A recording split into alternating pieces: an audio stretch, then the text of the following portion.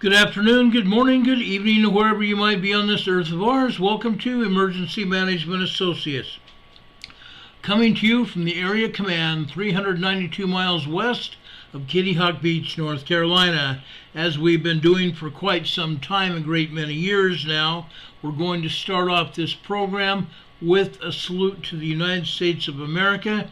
We're going to have the Pledge of Allegiance and then the national anthem. Would everybody please rise?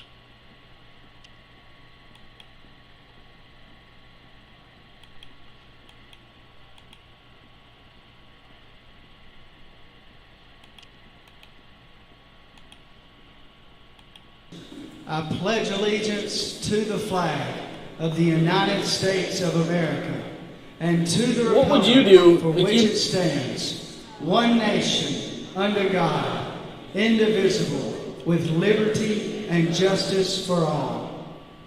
Now would you make welcome, straight from Washington, D.C., the United States Army Corps Quartet.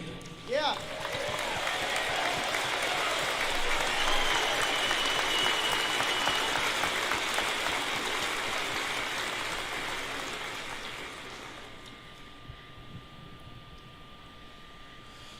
Oh, say can you see by the dawn's early light what so proudly we hailed at the twilight's last gleaming, whose broad stripes and bright stars through the perilous fight o'er the ramparts we watched were so gallantly streaming, and the rocket's red glare, the bombs bursting in air, gave proof through the night that our flag was still there.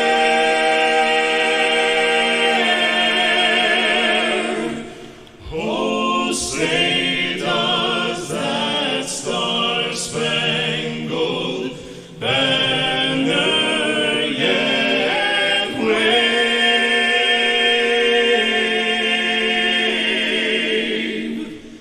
o'er the land of the free and the home of the brave.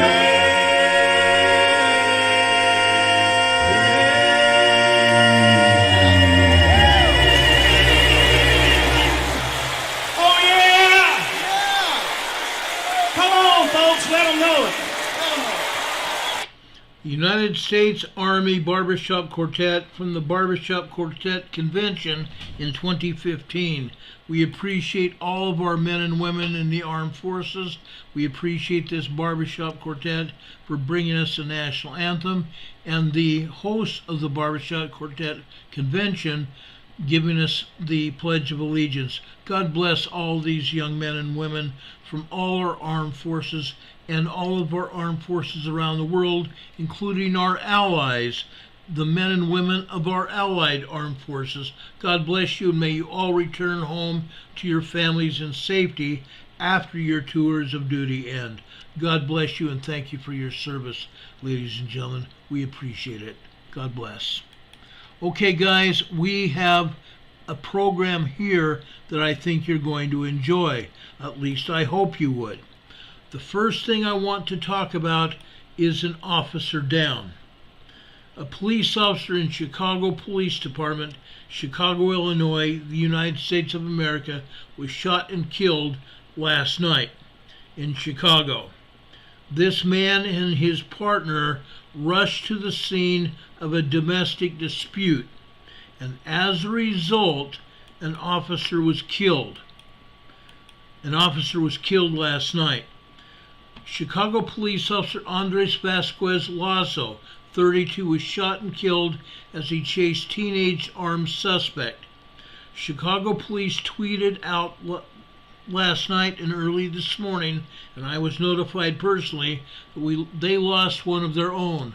An on-duty police officer was fatally shot while responding to a person with a gun call.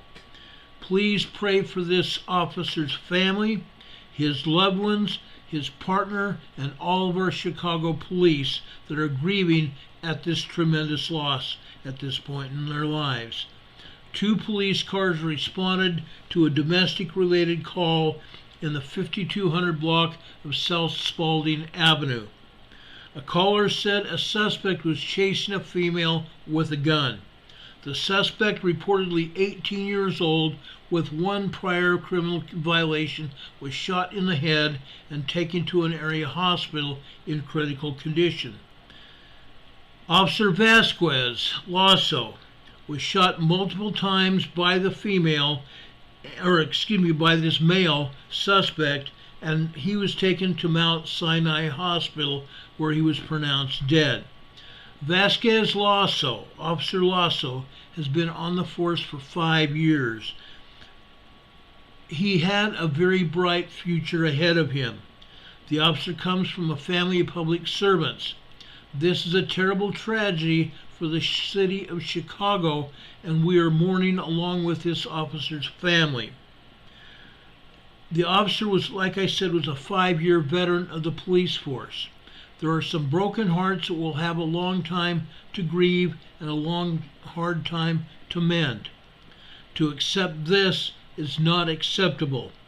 A news story showed hundreds of officers lined up on the streets mourning him and also paying tribute to this fine officer. Usually we see cars trailing the cortege that is burying the body of the police officer who was shot, taking him to the coroner's office. In this case, long lines of police line the streets and dozens of police cars in front of Mount Sinai Hospital where Vasquez Lasso succumbed to his injuries. That is one of the sad stories for tonight. But that's not all, folks. There's even more. Unfortunately, there was another shooting yesterday evening over in Oklahoma City. I want to play this video for you, and you can get the information from it. This afternoon at approximately 4:45, our dispatch received a call to a shooting here at the Hobby Lobby. We're in the 3700 block of South Council. When officers arrived, what they learned initially on the scene was that we had an employee come in to speak to a manager. An altercation began. It got heated. The employee produced a weapon of some type and shot the manager at least one time, and that manager is now deceased. That is all the information that we have at this time. Obviously, we have homicide investigators on the way that will take over this investigation, and we're actively looking for the suspect.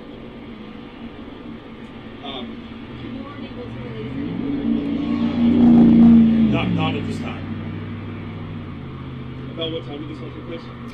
The initial call came in at 4:45 this afternoon. Any idea what the argument was about? No, way too early to have any information like that. That'll be something that homicide investigators will determine through the course of the investigation. Were a lot of employees still here when this took place? I don't have that information. I don't know the time of day it was. It was probably a shift change time, so it's hard to say that there may have been, but I wasn't given that information. So you all cleared the building? Officers have cleared the building. There may be other buildings they are still clearing, but the building where the initial incident occurred has been cleared. So there's a lot of different units. It looks like a training center, maybe like do you know which specific unit this happened in? I do not. That would have to be a question answered by someone with Hobby Lobby. I do not have that information. We were told the suspect possibly had 2 guns. Is that true? Have you got any information on that? That was one report, but I can't verify that at this time. They can't verify any more information at this time. Unfortunately, an officer was over there right quick, almost right after it happened, and yet this person shot and killed his manager, and the manager's deceased. This is a very sad thing. I'm not going to make any excuses. I'm disgusted by what happened, and every one of us should be disgusted. I have responded to shootings at a lot of different locations where employers have been held hostage, where employers and managers have been shot and killed before. This is one of the most ugly, at a Hobby Lobby distribution center in Oklahoma City. I want to just talk about this for a minute. The manhunt is continuing. This Hobby Lobby employee shot and killed his manager at the distribution center in Oklahoma City. The suspect is described as a man about 5 foot 11 inches tall, weighing about 240 pounds. He fled the scene in a red Dodge Challenger. That's all the information that we have. The suspect had a dispute with the victim before the shooting around 5 p.m. yesterday evening, according to the police. An employee went inside and had an altercation with the manager. Police Sergeant Rob Robertson, that you saw in that video, told Fox News that the employee produced a weapon, a firearm of some type, and shot the manager at least once. The suspect is described again as a man about 5 foot 11 inches tall, weighing 240 pounds. He fled the scene again in a red Dodge Challenger. If anybody has any further information, I would ask you to contact the Oklahoma City Police Department. And you can, even when you talk to the dispatcher, tell them that you have further information about this shooting, about the suspect, and they will follow up. Okay? So please do that. If you have any information about this suspect, please again call the Oklahoma City Police. All right? Now, the next thing I'm going to talk about, to me, is still very irritating. Okay? I told you that we were going to be probably hearing more about this Ohio train derailment for quite some time. Tonight, we have learned that it is not just people that live in Palestine, Ohio, that have gotten sick. Workers are getting sick at the site of the Norfolk Southern's catastrophic hazmat spill in East Palestine, Ohio. The head of a major railroad union confronted Transportation Secretary Peter Buttigieg on Wednesday, yesterday, with allegations that some Norfolk Southern Railroad workers have taken ill at the site of the railway's catastrophic toxic spill in East Palestine, Ohio. There are safety concerns at the East Palestine train derailment site after some workers fell ill during the cleanup process. Okay, as I stated, we've talked about this last week. We talked about it this past weekend. Okay, I'm going to talk about it until we get some answers, and it's not just Norfolk Southern that needs to get their act together. Okay? Yes, the railroad, and I'm going to point out some facts tonight that says the railroad is possibly guilty in some part for this train derailment. Before, I was defending the railway. Today, I'm telling you that Norfolk Southern is in some way responsible for this wreck, but not completely. Okay? There are safety concerns at this derailment site. As we've been telling you, they shipped out tens of thousands of pounds of soil over to Michigan to get that soil disposed of. The state of Michigan did not know about it, and the toxic waste soil is still sitting in Michigan. The same thing with the water. Okay? They shipped out hundreds and thousands of gallons of wastewater that were caught up from the toxic waste spill from the fire department throwing water on the fires. They took that water, sucked it up, and shipped it off to Texas. That water got to Texas, and Texas didn't even know about it. The water had been there for a week, just like the soil was in Michigan. It had been there for a week before Texas officials even knew about it. And now it's being held there. Texas officials said that the wastewater people that are responsible for oil and gas fracking operations in Texas were going to put it deep inside the earth to decompose and get rid of it, as they've been doing with waste disposal water from Texas, from toilets and everything else. They've been putting it down in these deep wells. But folks, this is very dangerous contaminated fluid, very dangerous contaminated soil. And yet they were going to try to dispose of it to make it go away. The oil and the water from that disposal site, I shouldn't say oil, the chemicals from the Palestine disposal site sitting in Texas is dangerous. If they put it down into the wells, it's going to seep into the water tables, the aquifers there in Texas. Now, I'm going to tell you a little story. I've been in Texas numerous times doing disaster drills.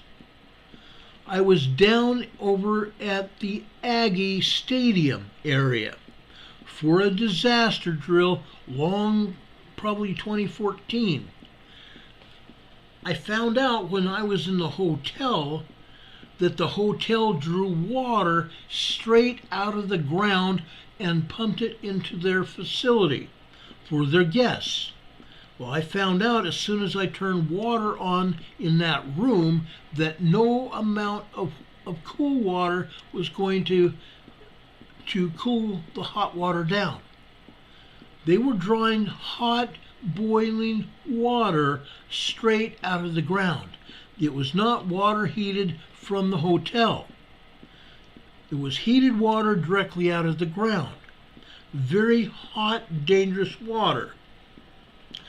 The only way you could cool it down is to let it sit in bathtubs or a sink to cool down, or put ice cubes in the sink in the water. But that was the only way you could cool it down. To take a bath at that hotel, I had to put the water in the tub the night before and get up early and take a bath because it was that hot. And it was very hot to the touch when I even got in to bathe. So they were going to put that chemically contaminated water down in an oil and gas well to further contaminate our ground. All it's going to do is kill people, make people ill. There are tons of safety concerns. Jonathan Long, who is the general chairman of the American Rail System Federation, has accused Norfolk Southern of putting workers' health at risk, at least in part, due to its cost-cutting business model. I will explain what their cost-cutting business model is. Mr. Long has suggested further that the company and other railroads alike must be held accountable in their operations. They are making rulemaking and regulatory reform that establishes minimum safety standards in their railroad operations. Not just Norfolk Southern. Not just Norfolk Southern. Long, whose union represents railroad workers on the Norfolk Southern Railroad and other railways, noted that the world was learning about the horrors occurring in East Palestine, Ohio on television. Norfolk Southern officials assessed the damages and carried out their plans for rebuilding their track structure so that they could get trains moving again.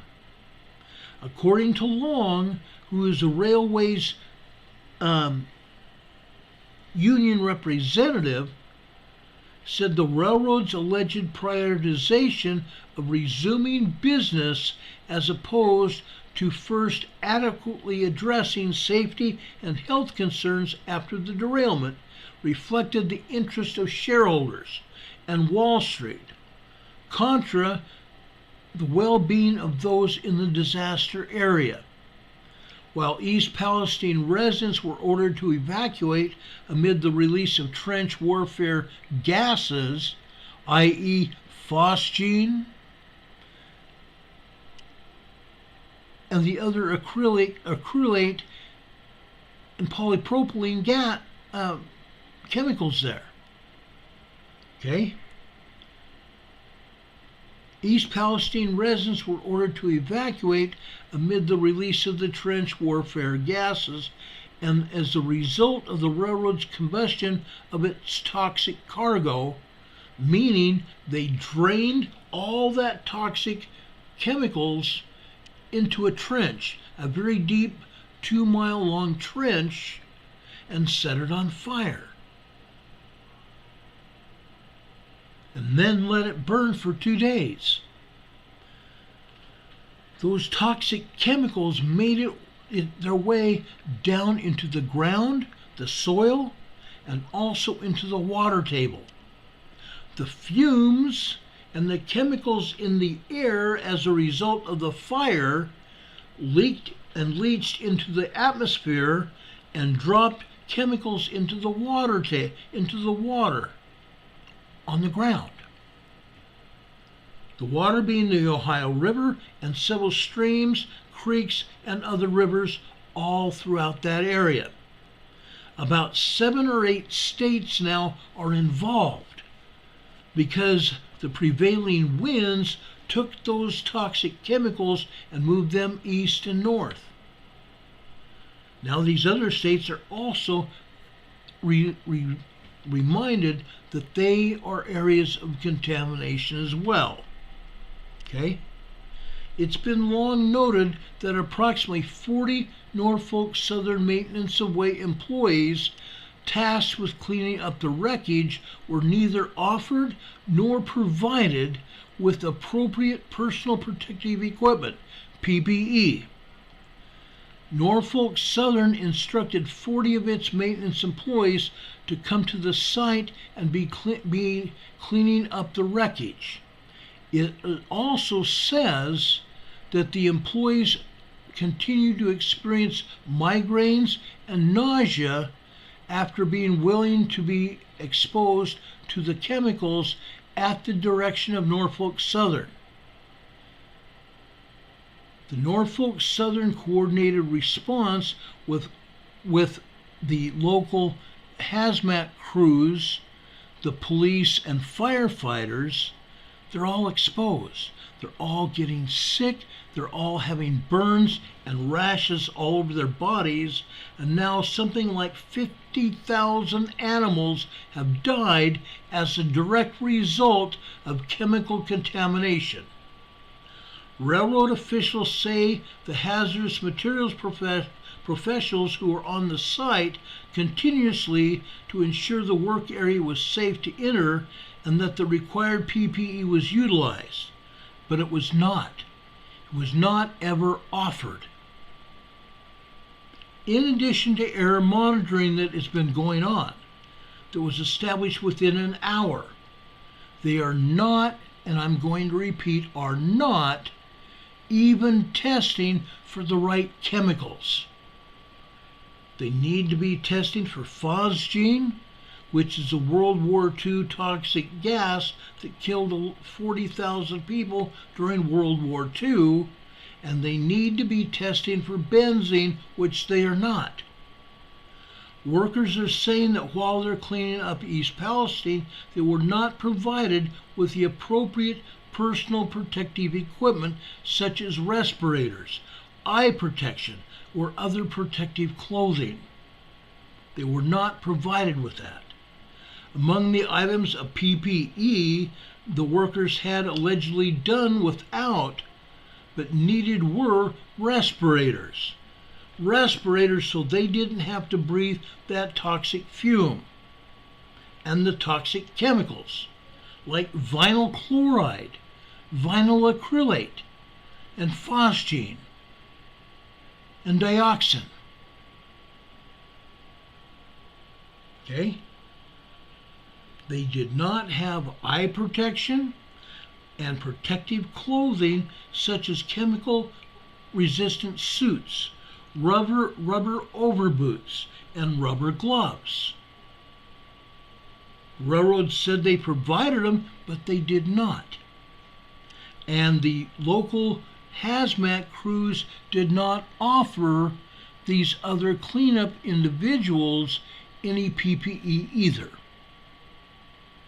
Okay?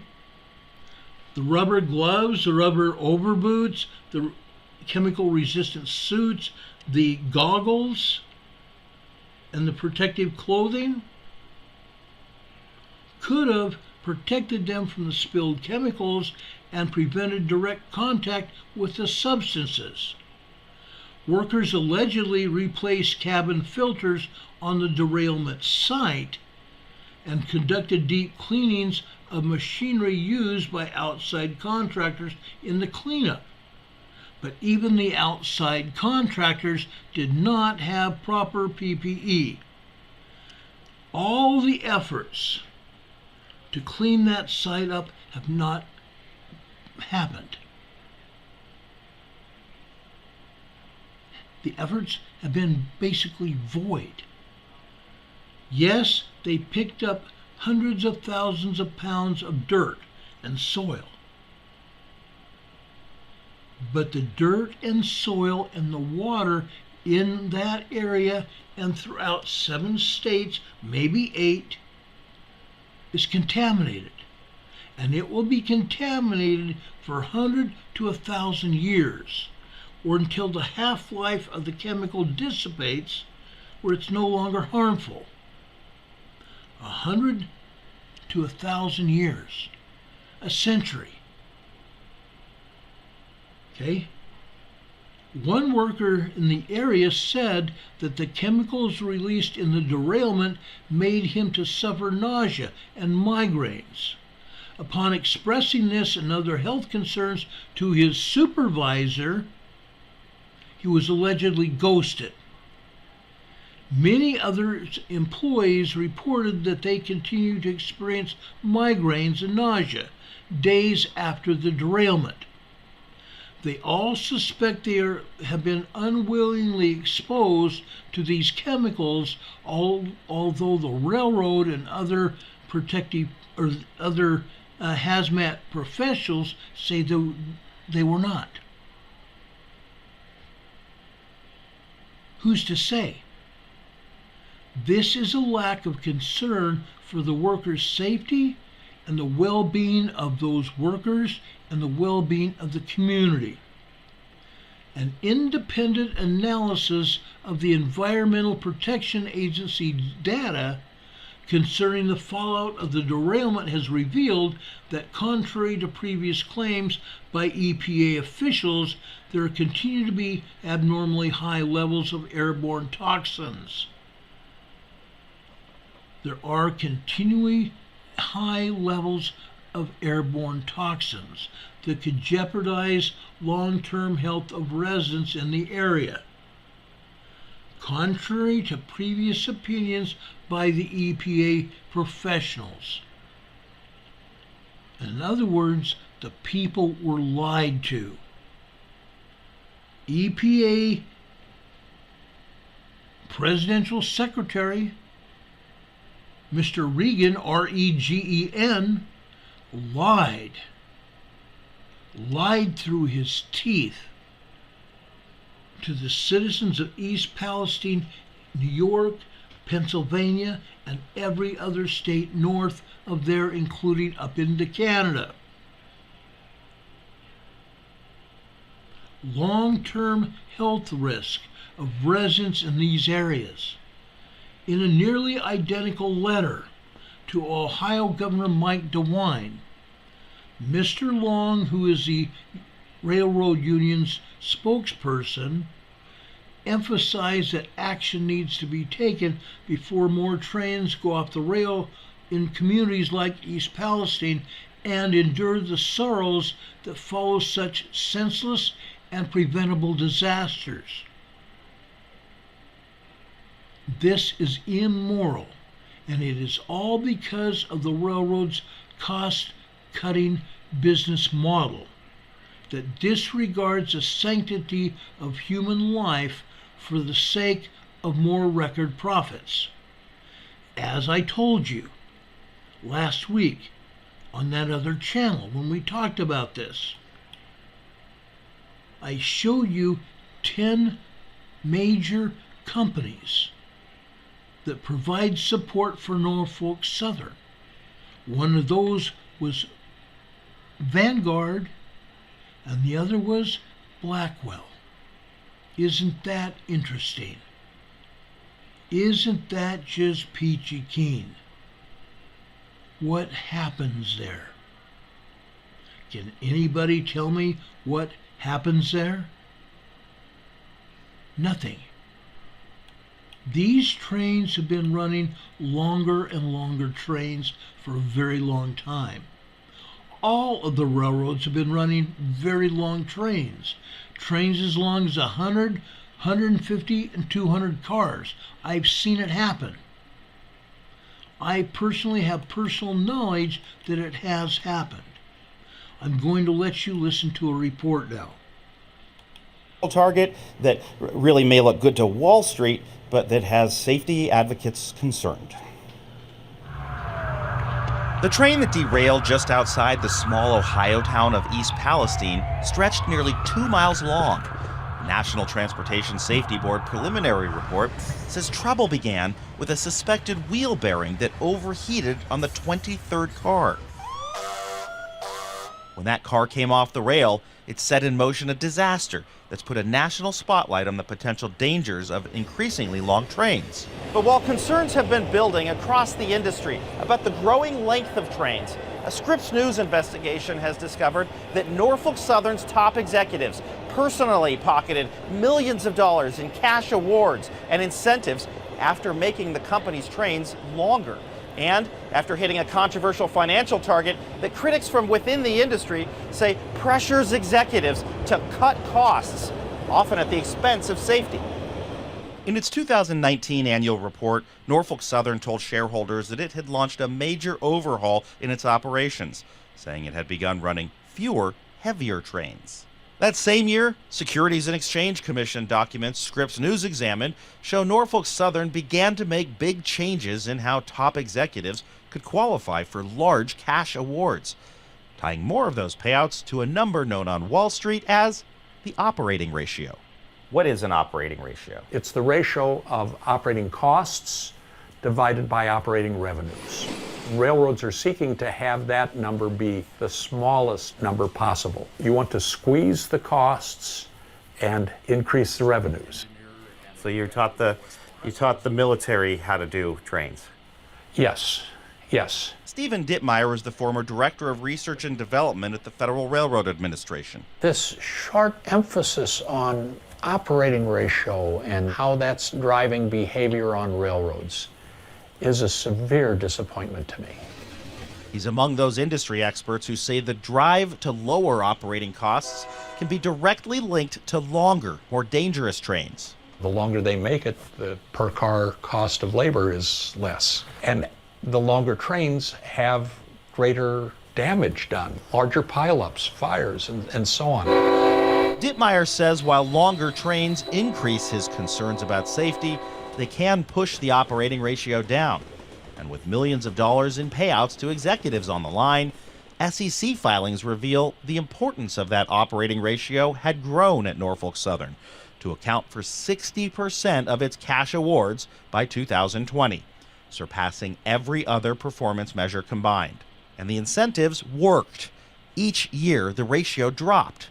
In 2021, when Norfolk Southern hit a record low operating ratio, it helped then CEO James Squires land nearly $3.5 million in cash, almost 3 times what he'd earned the year before. At least 4 other executives got more than $1 million each, including Norfolk Southern's current chief executive officer, Alan Shaw, who was executive vice president at the time. All right, so it did bump up. Here we go. We show Jared Cassidy, the safety director of the nation's largest railroad, how under Norfolk Southern's rules, driving down the operating ratio by just a fraction of a percent could lead to huge cash payouts. Look at the difference in payout of what the incentive can be just by pushing it a little bit further. You're showing me numbers that I've not seen, and it really is disgusting. I mean, what that tells me is the railroads are going to keep flirting with danger, keep flirting with disaster, as long as people are getting rich. Cassidy says the families in East Palestine are paying the price, and he believes more communities are at risk. You have these executives that are getting rewarded, and so the instructions keep coming down no matter what happens. I want more, I want more, I want more, and that's why you see the railroads saying that the train length is going to continue to grow no matter what. The National Transportation Safety Board is formally consulting Cassidy's team in its ongoing investigation. Cassidy says investigators are now looking into contributing factors to the East Palestine crash. And he says the train's length is a big one. If you look at East Palestine, that one car that's bad ultimately is going to derail. And when it stops, it's going to stop like that. And then everything else behind it comes crashing in. It exacerbates the damage. It exacerbates the likelihood that a car is going to be breached and leak hazardous materials into a community. There's currently no limit on train length, but the Federal Railroad Administration is... Okay, this train that you're seeing here is coming out of the desert of California going into Los Angeles. Okay, this is what they call the Cajon Pass. This is not even Norfolk Southern Railway that's being shown here. This is the Cajon Pass just east of Los Angeles. Notice the long trains here. This is Burlington Northern Santa Fe. Studying the issue and noted this past December, train lengths increased before infrastructure, technology, equipment, and operating practices could accommodate them. An executive with Norfolk Southern testified on Capitol Hill this past year and defended the value of long trains. Running longer trains is allowing us to more efficiently move what we can move and safely. When we asked the company about how these long trains tie into its compensation for executives, a spokesperson wrote, "Our incentive compensation is based on financial performance and not predicated on things like train length, weight, and speed." But that's not what we found the company told the Securities and Exchange Commission when it touted its 2021 record performance for train length and weight to justify why corporate executives earned a cash payout that year. When we shared that SEC document that we found with Norfolk Southern, a spokesperson offered another explanation, now saying that train length was a factor, but just not the only factor. Norfolk Southern did not agree to an interview with Scripps News and never responded to our questions about the biggest factor in those cash awards, the company's operating ratio. It did tell us part of its incentives were for improving safety. But we noticed that this past December, when the Government Accountability Office reported on Norfolk Southern's accident rate, it found it had hit a 10-year high in 2021. This isn't about doing what's safest, and it's extremely concerning when you see the fallout and what's happening. Legislative records obtained by Scripps News show Norfolk Southern has spent tens of millions of dollars over the years lobbying Congress and federal agencies, numerous times trying to block potentially costly safety reforms. And it's not just Norfolk Southern. Atchison, Topeka, Santa Fe, CSX, Burlington Northern Santa Fe, Norfolk Southern, and all of the other railroads. Including fighting against whistleblower protections, speed limits for high-hazard flammable trains, and they even opposed a current federal effort to require a minimum number of crew members on a train. This past December, the company told the government that running trains with one-person crews is safe. You see the payouts, that's what's driving their decisions. You think that there's a direct correlation between what they're lobbying for and lobbying against, and their bonus and incentive structure. Without a doubt, 100%. What we experienced is not okay. And I don't want to say that we dodged a bullet in East Palestine, but the next one may be in a major urban area.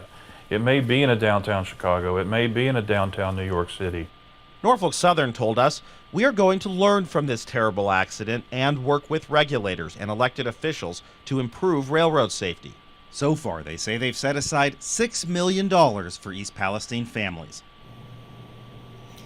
Now, we discovered that Norfolk Southern's executives can qualify for other types of awards worth far more than its cash incentives. And in 2021, after the company performed what it called at a record level with respect to total shareholder return, its then CEO got $8.5 million in stocks and in options. That's on top of his cash award, bringing his total compensation chance to $14 million plus for that year. $14 million plus. You heard it right. $14 million plus for one person. One person. That's outlandish. That's absolutely bizarre.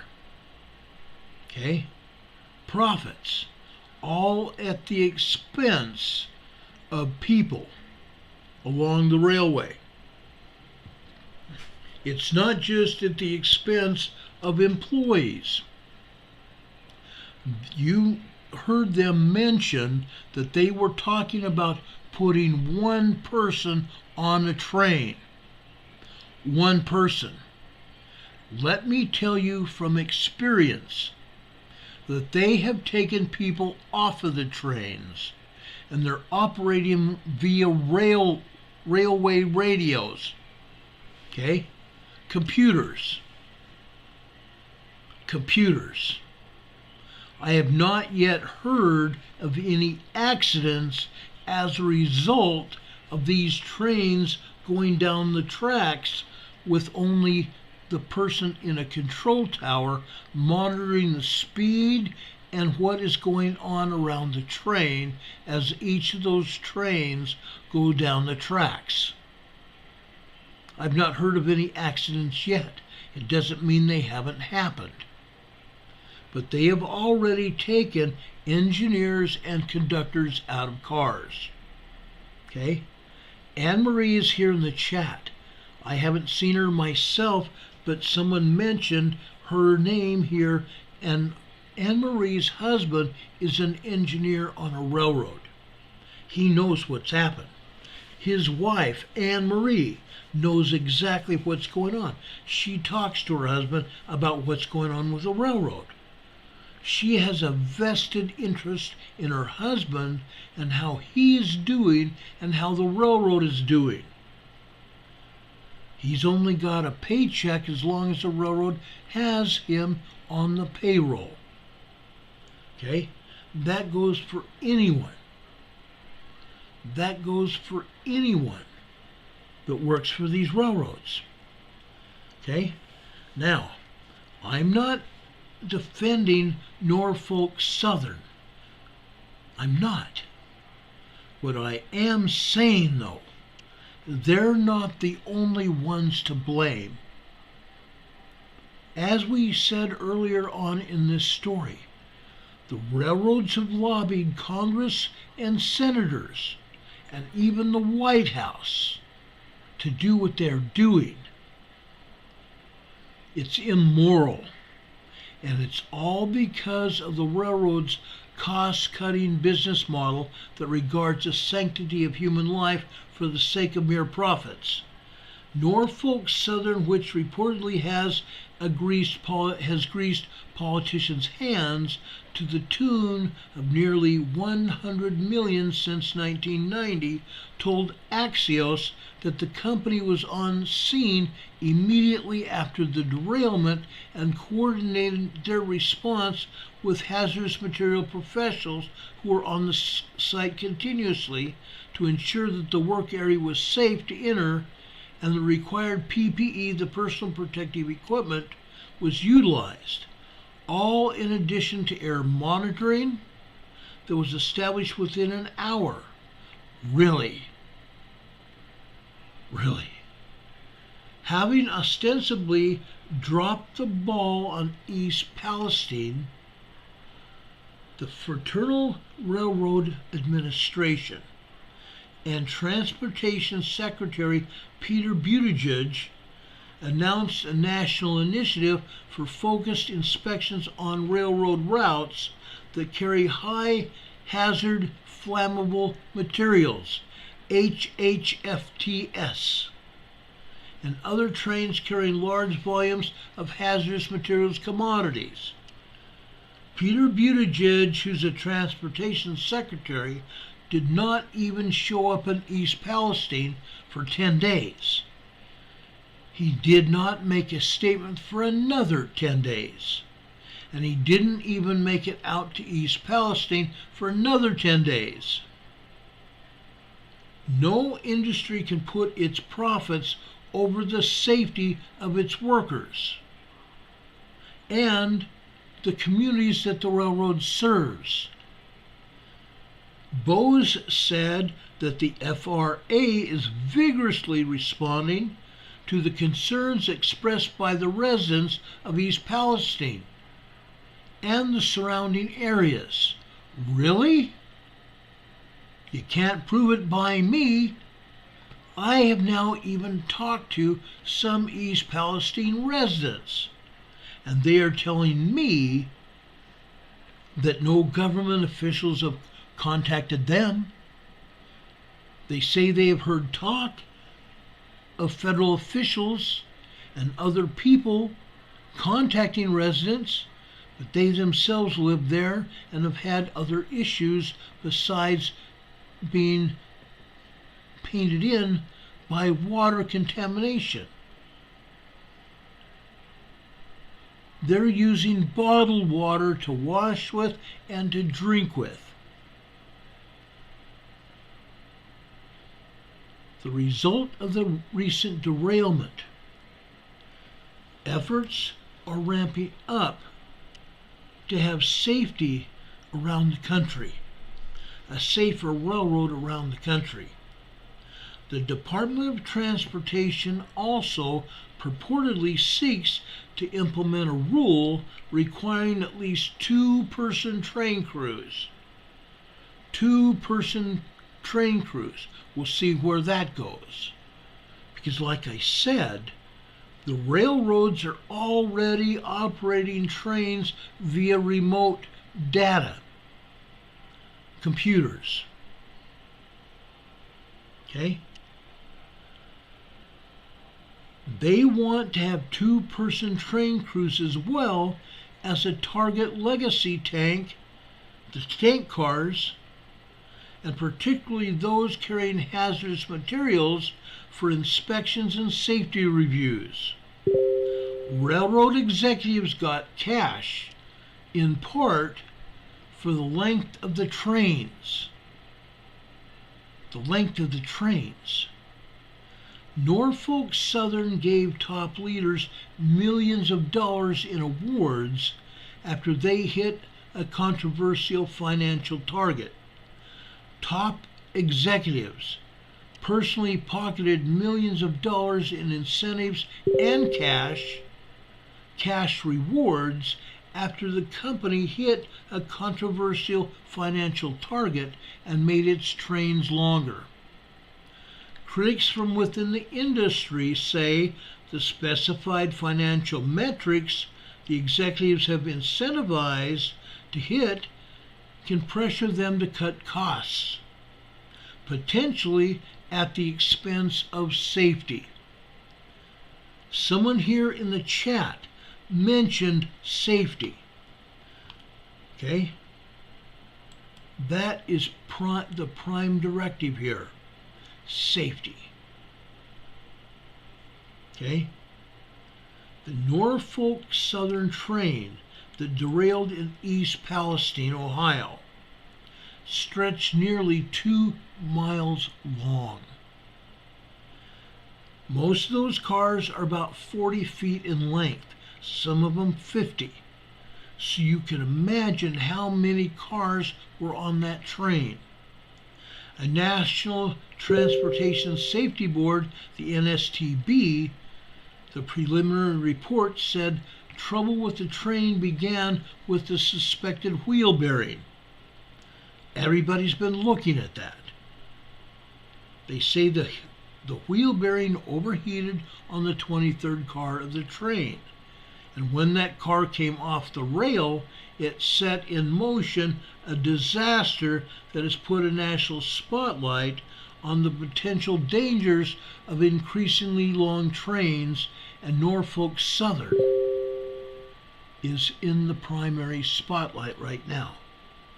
In Norfolk Southern's 2019 annual report, the company told shareholders that it had launched a major overhaul in its operations, saying it had begun running fewer, heavier trains. Really? Really? Norfolk Southern, please contact me. I would love to talk with you. I would love to see your videos showing shorter trains. Don't try to doctor them, because I'm better than that. I can tell when you're lying to me. I'm a train man. Just like Anne-Marie and others, including Animals and Humans in Disaster. Okay? I'm very well aware of what trains can and cannot do. One of my grandfathers worked for Atchison, Topeka, Santa Fe in San Diego. He was an engineer. My other grandfather worked for Union Pacific in Pocatello, Idaho.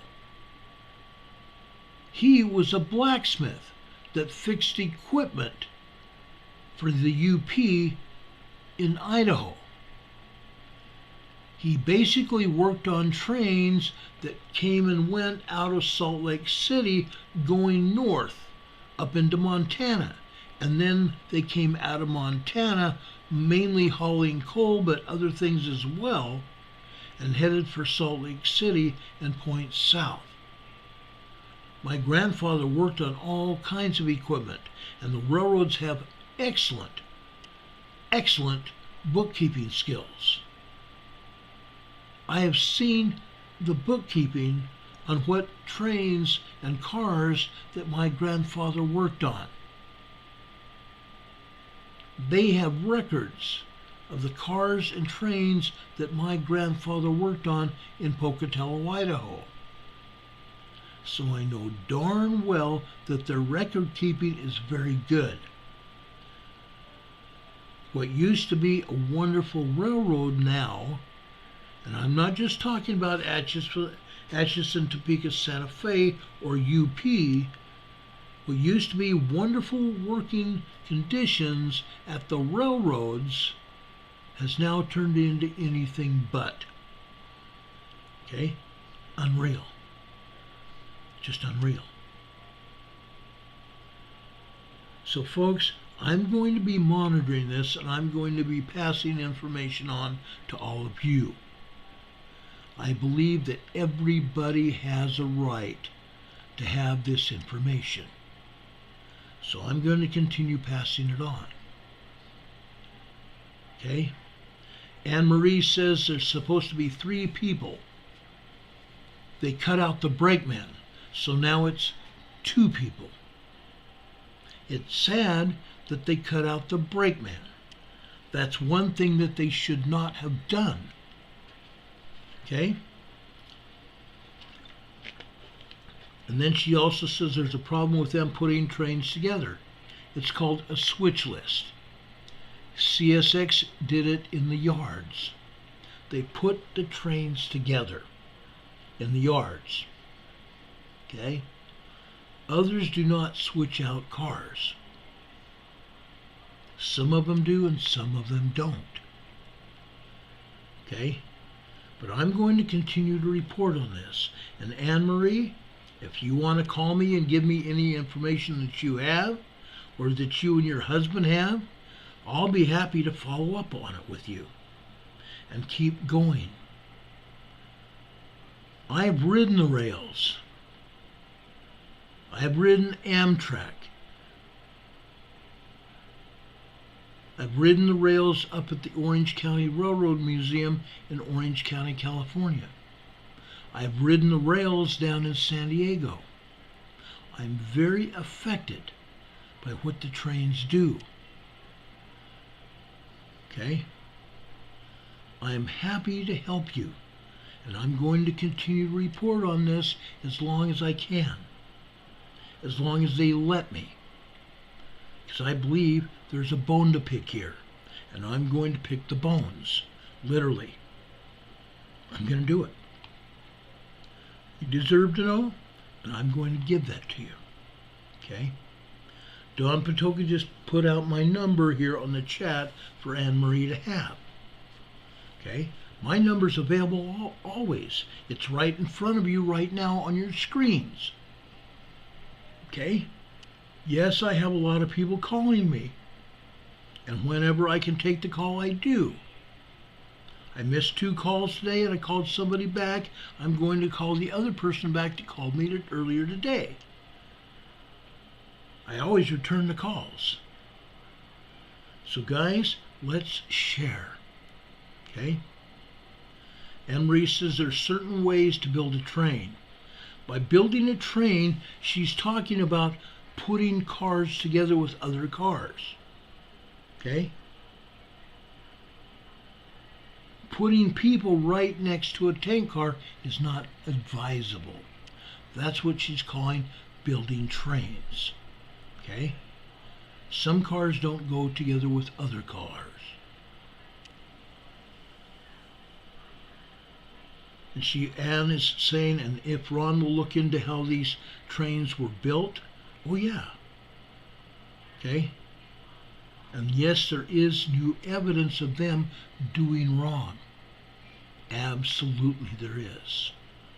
And I'm not past investigating. Where did that come from? I was a cop.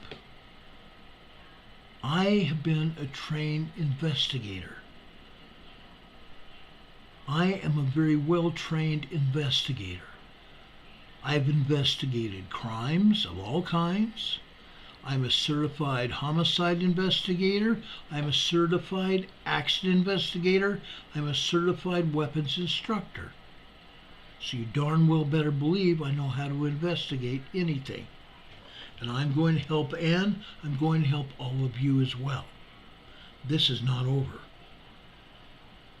I've heard of railway accidents before, and this is one of the worst. And it's not going away. And if I can, I'll even help Aaron Brockovich. Because guess what? This is not going to be over for a very long time. And people's lives are in danger. Okay? People's lives are in danger.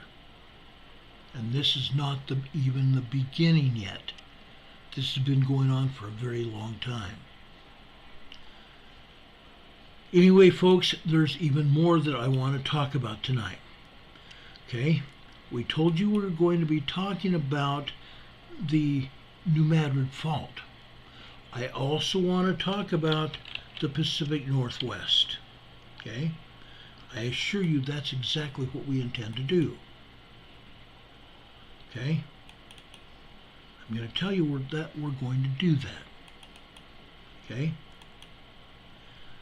This is Mount Baker, up at the northern part of Washington, just south of the Canadian border.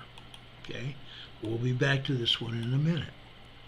I'm also going to go over to the New Madrid Fault, and I'm only going to give you information about the bigger earthquakes. I'm not going to touch on every small town that had a tremor. I can't.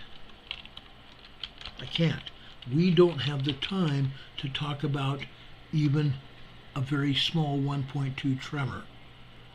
Besides, a 1.2 tremor cannot be felt. But tonight, we are going to address what is going on. I'm going to tell you that.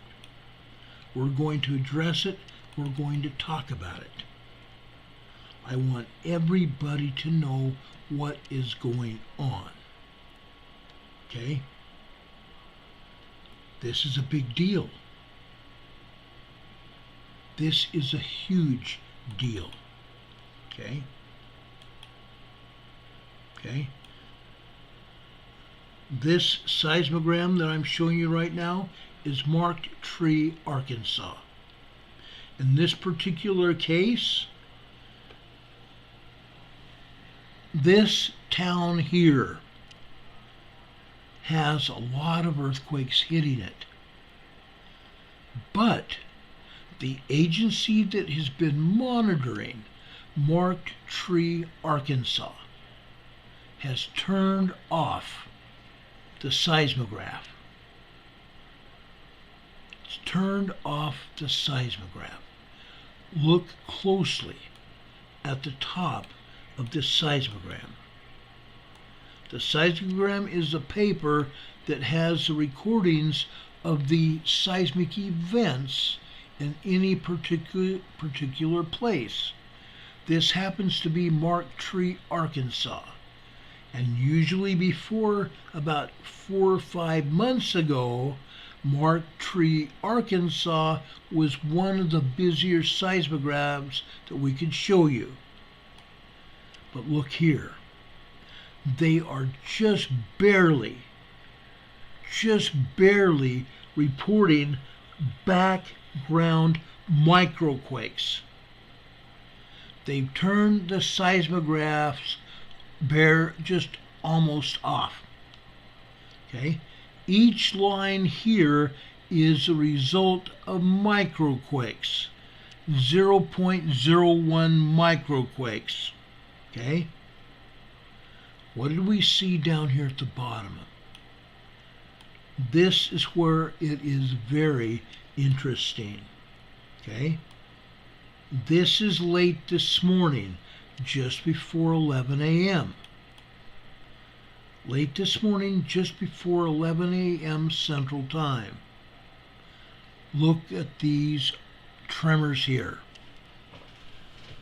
Look at these tremors. This is not what normally would happen in Marked Tree, Arkansas. Okay? On that blue line is 10:30 a.m. on the left-hand side. See that blue line going straight up? That is the sign of the seismograph being turned on. That signature says that the seismograph was turned on.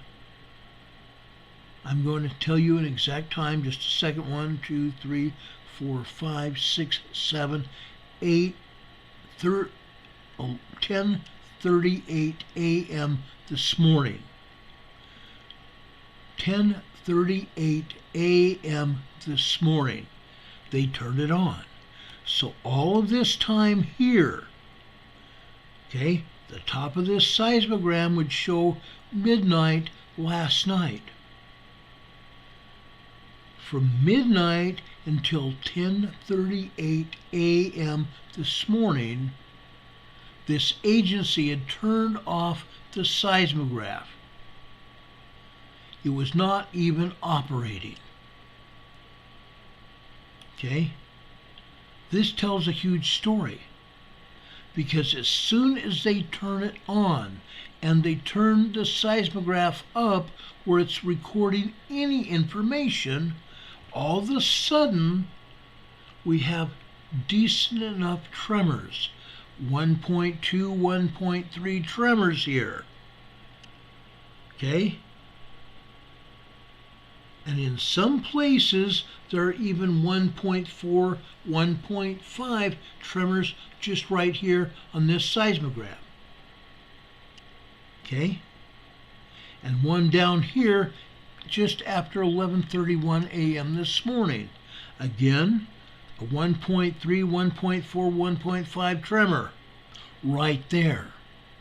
Imagine, if you will,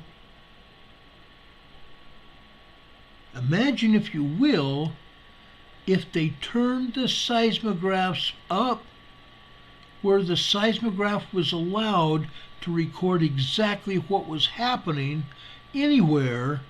Imagine what we would see. Since we have been reporting on these, they've been turning them off. So the information is not allowed to be seen by the public. Although, if you go to the websites, you can see the information. If they allow the machine to do its job and show you. That's where I draw the line, because they're not letting us see it. This is Mark Tree, Arkansas this afternoon. The top black line is 12 noon on the left-hand side. Look what happens on this top black line. The top black line is 12 noon on the left. We go over here to the right. Just about 12:13 p.m. this afternoon, we have about a 1.6 tremor, don't we? Then, over here further to the right, at 12:14 p.m. today, we have a 2.0 earthquake. It goes up off the paper, doesn't it? That's a 2.0 earthquake. And there's several of those strikes here. Okay? And you can see the thick black lines here, where the seismograph is recording the strength of these quakes. Then we come down here to the left on the red line, which is 12:15. Look at the earthquakes here. Okay? They go off the paper. Again, right here, we're seeing 2.5 to 3.0 earthquakes in some cases. Okay? Then we jump down to the blue line beneath the red one. That one is 12:30. We come over 1, 2, 3, 4, 5, 6, almost 12:37 p.m. this afternoon, and we have another 2.5 magnitude earthquake. Notice the tremors building on the left side of it. Okay? The seismic stress builds up and it releases on the primary wave. 12.5, 12.6, maybe even a 2.7 magnitude earthquake. Not a 12, but a 2.7 magnitude earthquake. Okay? That's there on the blue line. Then on the green line after that, we have just as many earthquakes until the seismologist turns down the seismograph. Then at 1 p.m., just after 1:02 p.m., they turn off the seismograph again. They don't turn it back on until 1:26 p.m. this afternoon. They basically turn it off for about 45 minutes. In the next few minutes after that, okay, there's 4 minutes just on that 1:15 line on the red. Then we go over to the left-hand side at 130 on the blue line. 130 on the blue line, we see what I believe is a 3.0 earthquake. We can see the bottom of it. We can't see the top because it's so close. It's so close to the left side, and the first earthquake here on this blue line, the top of that earthquake signature is being covered by the colors of the other earthquakes before that. I'm going to call it a 3. That's what it looks like. A 3.0 earthquake. Then we have a bunch of tremors for the next 60 seconds, and then we have another earthquake. We have another earthquake. This time, again, it's at least a 3.0 earthquake. It goes further down on the paper, and it reaches further up, but the upside of that earthquake is being covered by other seismic activity that's above it on this particular graph. Okay? So we might have had a 3.2 earthquake here. Okay?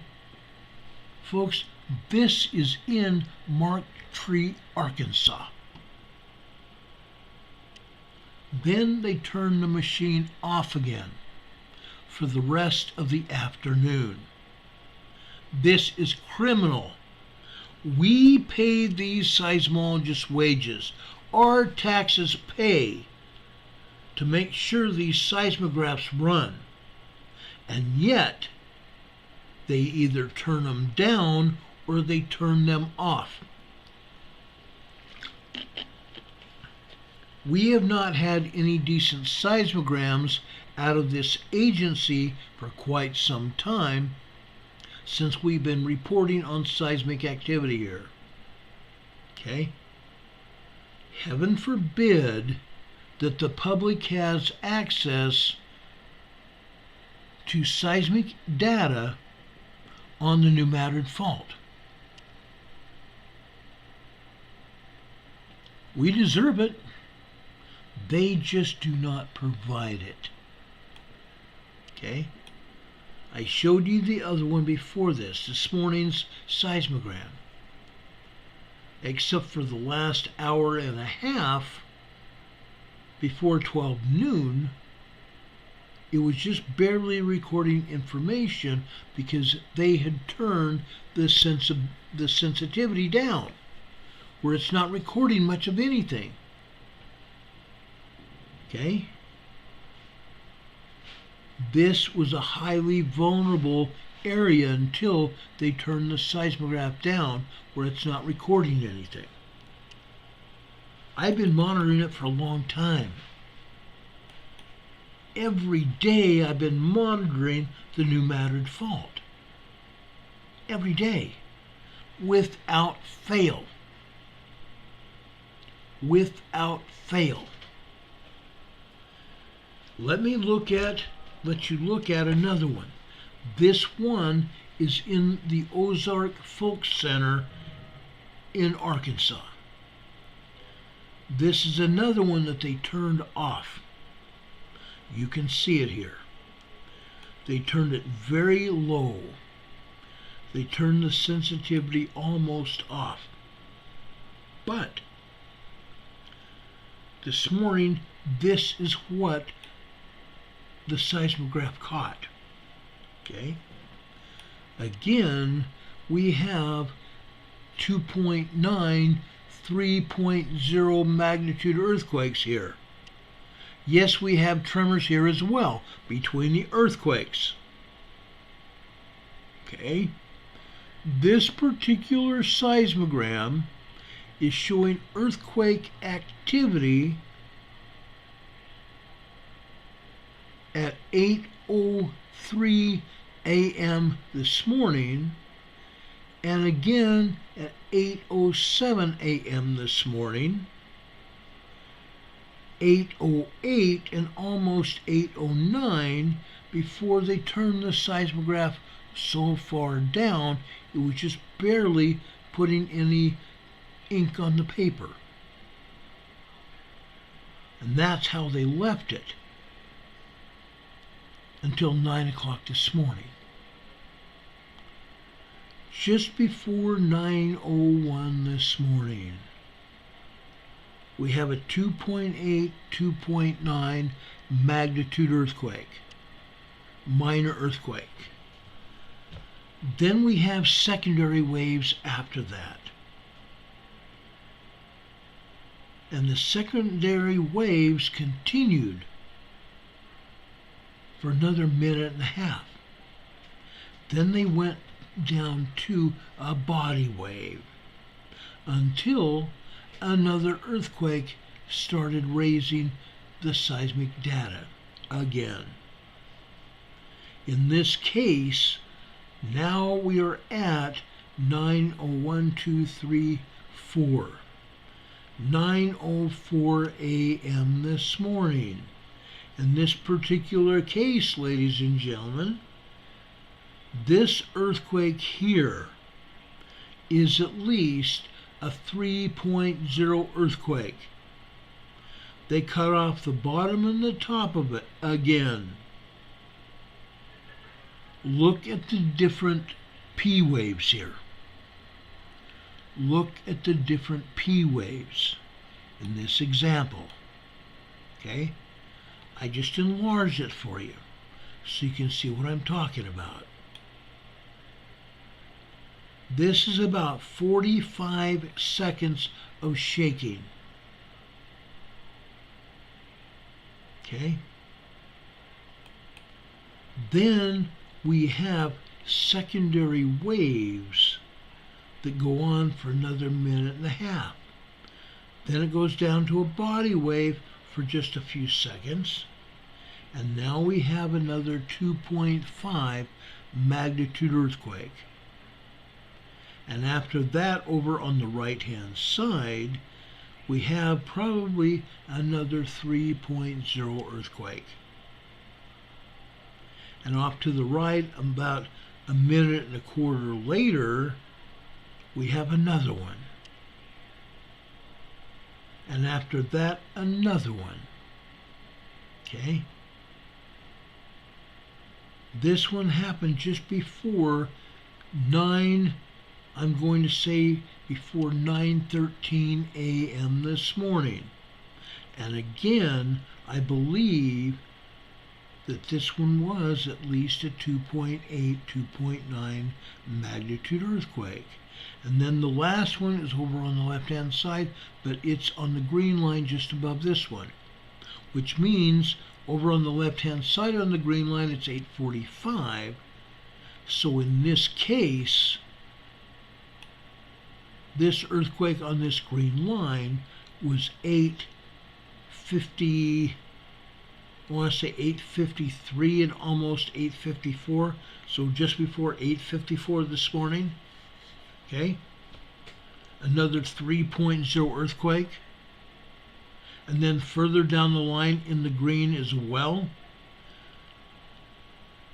8:59 a.m. this morning. We have some tremors, 1.8 tremor, 2.0 earthquake. Then I believe it's a 2.5, 2.7 magnitude earthquake there. Okay, right before it turns into 9 a.m. Now, after that, they turn the seismograph back down again because you don't see much activity at all. You hardly see anything at the 9:15 line. It shows 2 minor tremors and that's it. 2 minor tremors and that's it. Okay?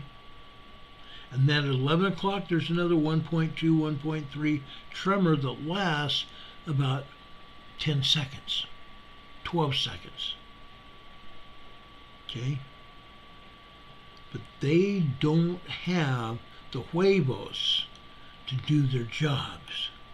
Their jobs require that they report to the taxpayers. But heaven forbid they do their job.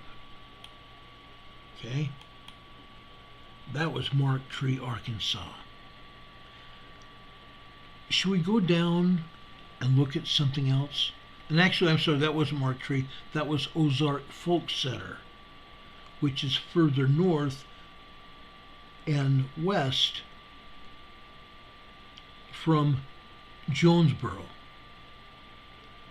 Okay, Jonesboro is over towards the east, not quite at the border with the Mississippi River, but it's right there to the east.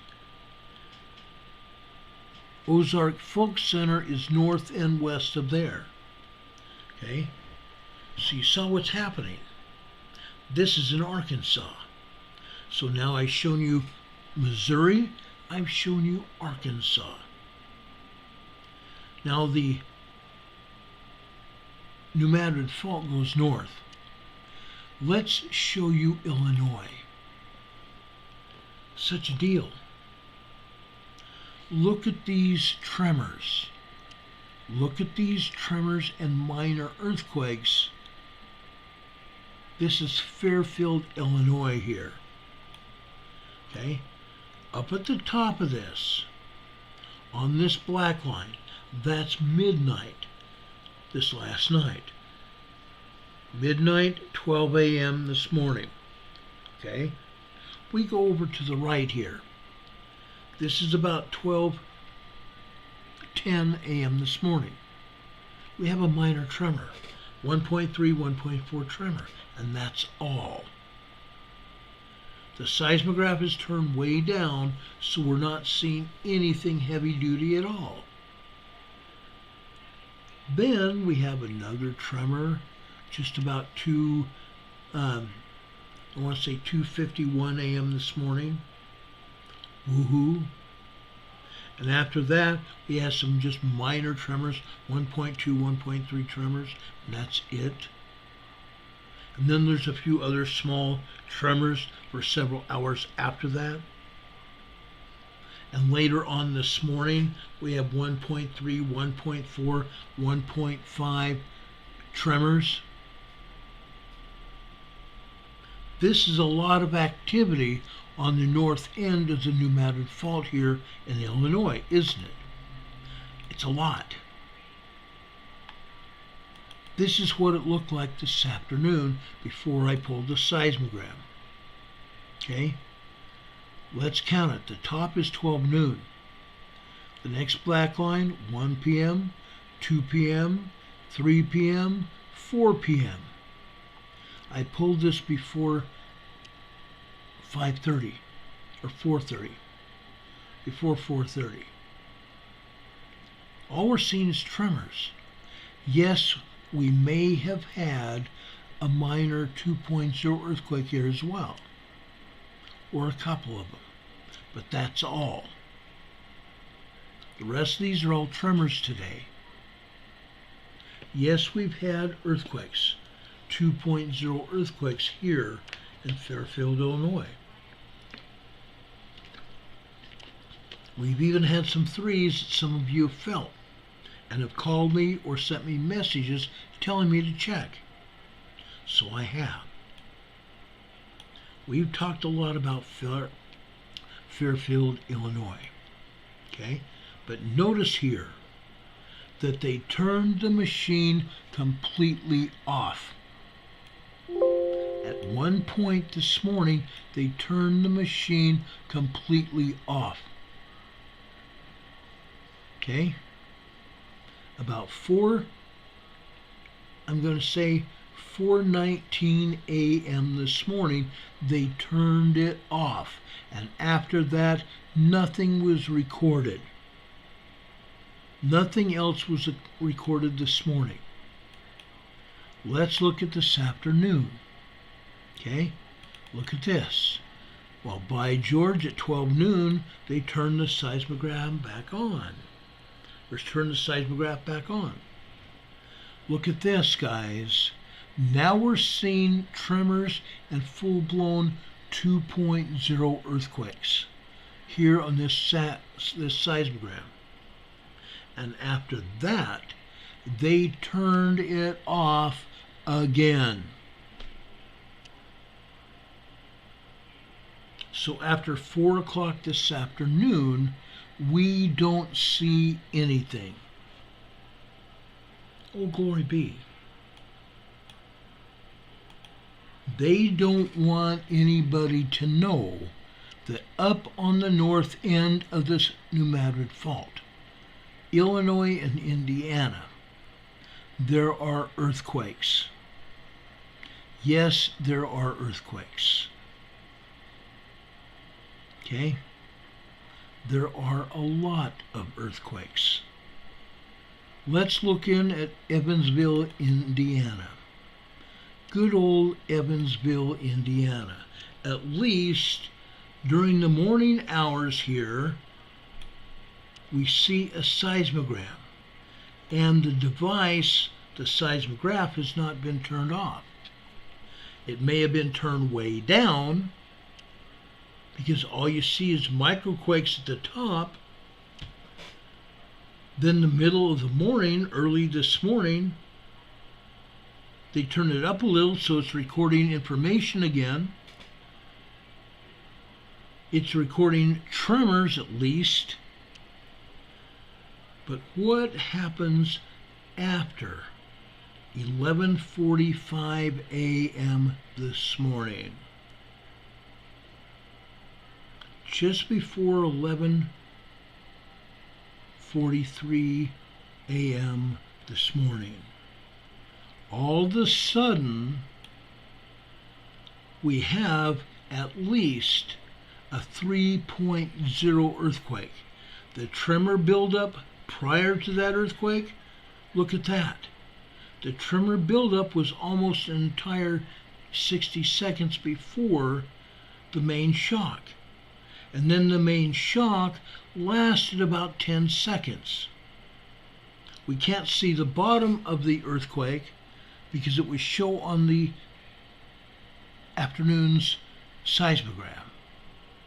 Okay? This was at least a 3.0 earthquake. And then we have tremors again for another 3 or 4 minutes. Then we have some more tremors. And this time, we have some tremors, and they turn into at least 2.0 earthquakes. Minor earthquakes here.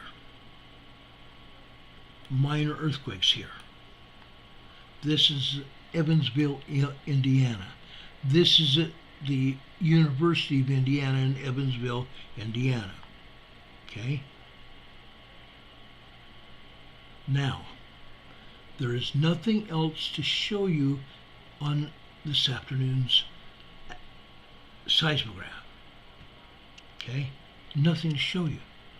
It's almost non-existent because they turned the seismograph so far down, there's nothing to show but red, straight lines with no deviations. Okay? Now, I want to show you something else. Okay? I'm going to go over to the East Coast. This time I'm going to show you Georgia. Why are we showing you Georgia? Okay? I told you that the Atlantic plate, where the Atlantic Ocean is, underneath the Atlantic Ocean, the center of the Atlantic Ocean is breaking open. It's splitting. It's causing the Atlantic plate to push the North American plate, Canada and the United States of America, south-southwest. Pushing the country south-southwest. This recording here on this seismogram. Okay, this is Georgia. This is Savannah, Georgia. These are all tremors. Constant and consistent tremors. 12 hours worth of tremors. There's almost no white paper behind this color. consistent, long-lasting tremor activity. Look at the bottom of this, okay? On the green line. Okay? It's going off the paper here. This could be 1.8, 1.9 tremors. Could also possibly be 2.0 earthquakes. Okay? But these are at least heavy-duty tremors. And these went on all day long this morning. And they've been doing this for a long time, every day. Okay? This is Savannah, Georgia. Folks, this is ongoing. The entire East Coast, from Pennsylvania south, is recording tremors and earthquakes. Recording tremors and earthquakes all over. Okay? I'm showing you it. I'm showing you the evidence. I want to show you this. Complete side-to-side, top and bottom color. Okay? Now, let's go back over to Arkansas. This is Tyronza, Arkansas. South, this is maybe 50 miles south of the last place where I showed you seismic activity. Okay? Where they turned the seismograph off. We were seeing 3.0, 3.5 earthquakes on that past seismogram for months on end, every day. Then they turn it off and only give us limited information. Limited information because they know that the shock waves are happening. They just don't want to admit to the public that they're happening. The New Madrid fault is moving, guys. The New Madrid fault's moving. They are just not able to hide it all unless they turn the seismograms off. Turn the machine off.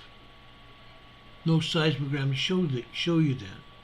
Or they just barely let it run where there's no information there.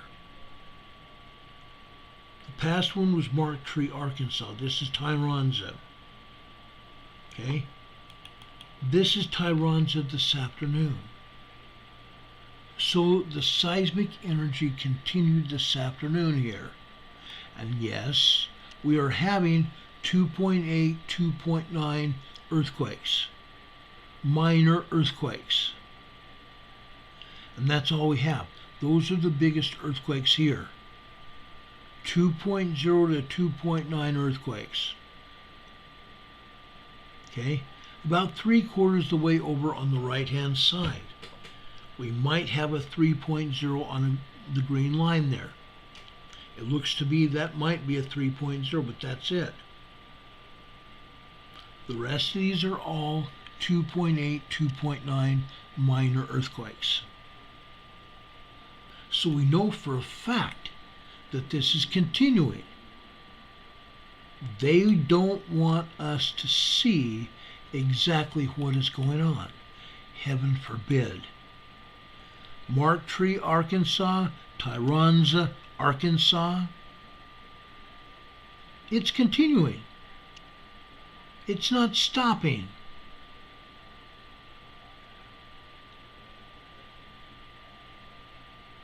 Okay? I've shown you up on the north side in Illinois and in Indiana. Let's go down to Louisiana. Okay? In fact, before I do that, let's go over to Portageville, Missouri. Let me show you Portageville, Missouri. This is exactly what Mark Tree, Arkansas was doing before they shut it off. Larger earthquakes. This is Portageville, Missouri. We're showing 2 good-sized earthquakes here, lasting 2 minutes apiece. They cut off the top and they cut off the bottom. These are at least 3.0 earthquakes, if not 3.5s. Both of these earthquakes lasted a very long time. And they were full-blown earthquakes. 3.5 earthquakes. The one on the blue line may have not have been constant, but it started out that way. Okay? This is what we would normally see all day long at Mark Tree, Arkansas, if they would allow the seismograph to flow like it normally has. This was happening all the time in Arkansas. It's happening here as well, and they know it. Let me show you Portageville, Arkansas this afternoon. Because look at this. We have 2 more good-sized earthquakes here.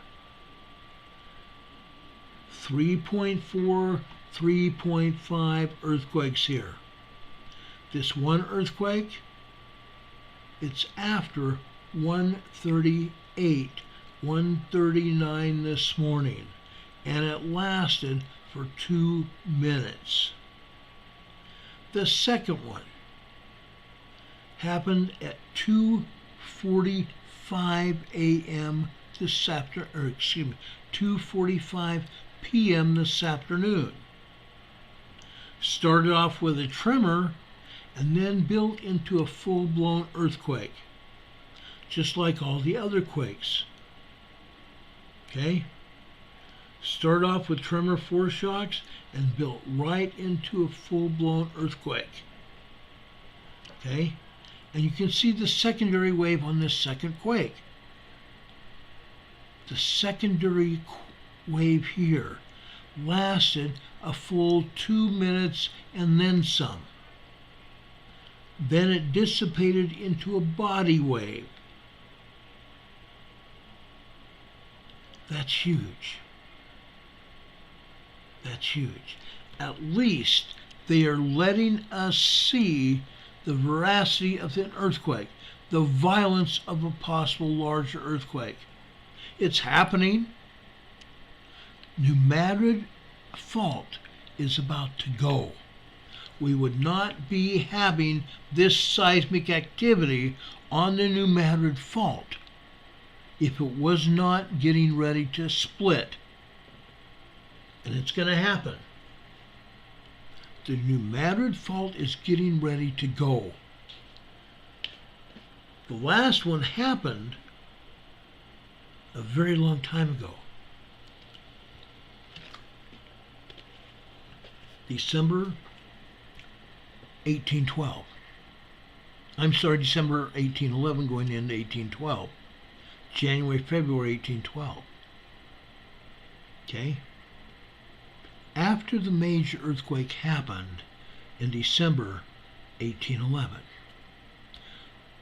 the major earthquakes continued. Okay? They believe it was at least a 7.1 on the New Madrid fault. It may have been larger to a 7.8, 8.0. It destroyed this area, all up and down the entire New Madrid fault. It caught the Mississippi River and stopped it from flowing for 7 minutes, which gave us the Reelfoot Lake over there, okay, that goes into Tennessee, the Reelfoot Lake. Stopped the Mississippi River from flowing for 7 minutes, resulting in Reelfoot Lake, where people were killed from the rising water. Anybody living in that area, and there may have been several people living in that area, the water covered it up. Okay? Why am I telling you that? Because the exact same scenario is going to play out again. The same scenario is going to play out again. Excuse me. This time there are tens of thousands of people up and down the entire New Madrid Fault, from south to north. They're going to feel the wrath of the energy coming from the New Madrid Fault. The roadways on either side of the fault were nothing more than cow and horse paths at best in 1811 and 1812. There were huge fissures that opened up in the ground, making the roads impassable. There were no firefighting vehicles, essentially nothing, back in the day. Yes, they had wagons with 2 wheels and a water tank on that. But that's just about all they had. They had some good-sized fires from chimney fires and other fires in cabins, but they didn't have full-blown housing districts, full-blown neighborhoods, business communities. When the New Madrid Fault goes this time, it's going to rip up gas and water mains. There's no water to fight fires with. There's not going to be any water to fight fires with. The only water to fight fires with is going to come by helicopter or planes. There's not going to be any water power because the power is going to be knocked out to the entire area, north to south, east to west. If it's not knocked out over in Illinois and Indiana, I'll be surprised. But it's going to go down. It's going to go down. I know the grid's going down. Like I said, the roadways now, instead of being horse and buggy paths and cow paths, they're 2-lane blacktop, 1 lane in each direction. I've seen it, and in some places I've even driven on it. Those roadways are going to become very badly damaged. Fissures, great big huge gaps in the earth are going to open up. Just like I showed you happened in Turkey. Maybe not quite as bad, but bad enough. It's going to destroy roadways and bridges all over this area. North to south, east to west. All up and down the New Madrid Fault. The seismic energy is going to be felt out east. It's going to be felt over in Texas as well. Oklahoma and points north. It's going to be felt in Mississippi, in Alabama, in Georgia. It's going to be felt in Tennessee and Kentucky, and points north up in Ohio. It's going to be felt here in North Carolina and Georgia and Florida. Yeah, folks, it's going to. Folks, we need to get prepared. We all need to get prepared in the worst way possible. Get prepared no matter what. Okay? I can't tell you to do it. I can ask you to do it. I can show you how to do it. If you go over to our website that is linked in the upper part of our program tonight, in the program description, you're going to find, over in the file sharing area, you're going to find a lot of emergency preparedness information. For years, I've been putting this information together for all of you. I used to sell that information. I used to get $50 an hour to do disaster drills. I used to get $50 an hour to do speech making on preparedness and to put out the warning voice of what was going on. Yes, I can do it again. You get me a group together and you pay my expenses to fly there, to stay in a hotel and talk to your groups or your city about emergency preparedness. Oh, I'll come. Get your city to pay me to be there. Oh, I'll be there. And I may even record it and put it here on our channel so everyone can benefit by it. Oh yeah, please invite me. Okay? I still do that.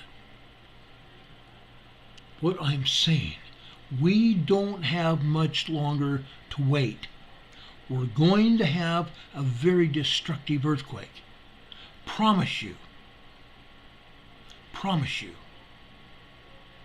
And the same thing goes for the Pacific Northwest. I can promise you that.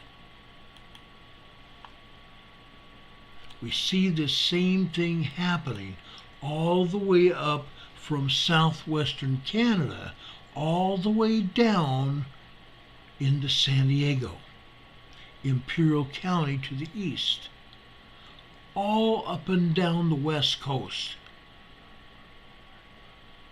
Arizona, New Mexico, Nevada, Utah, Idaho,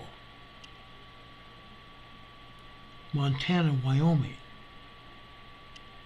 Washington and Oregon, and all of California. The whole place is going to go. I can promise you that. I can guarantee that it's going to happen. We just don't know the date yet. I can promise you that it is going to happen.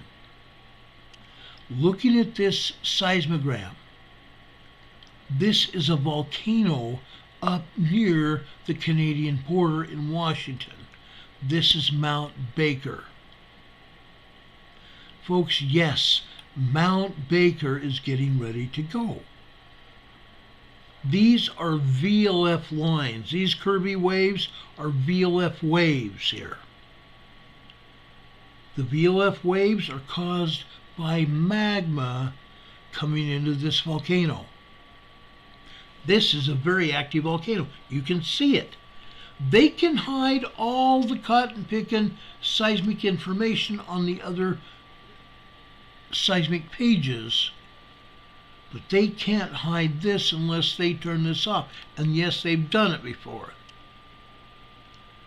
When I see this on even a regular basis, I know for a fact that Mount Baker is very powerful still. They can try hiding the information, but when I see this happening, I know that it doesn't stop. Magma doesn't stop flowing. Seismic activity doesn't stop. It continues. Glacier Peak I don't have for you, but I've got a lot here. I have a lot here. Okay? Let's look at another location just south and west of Mount Baker.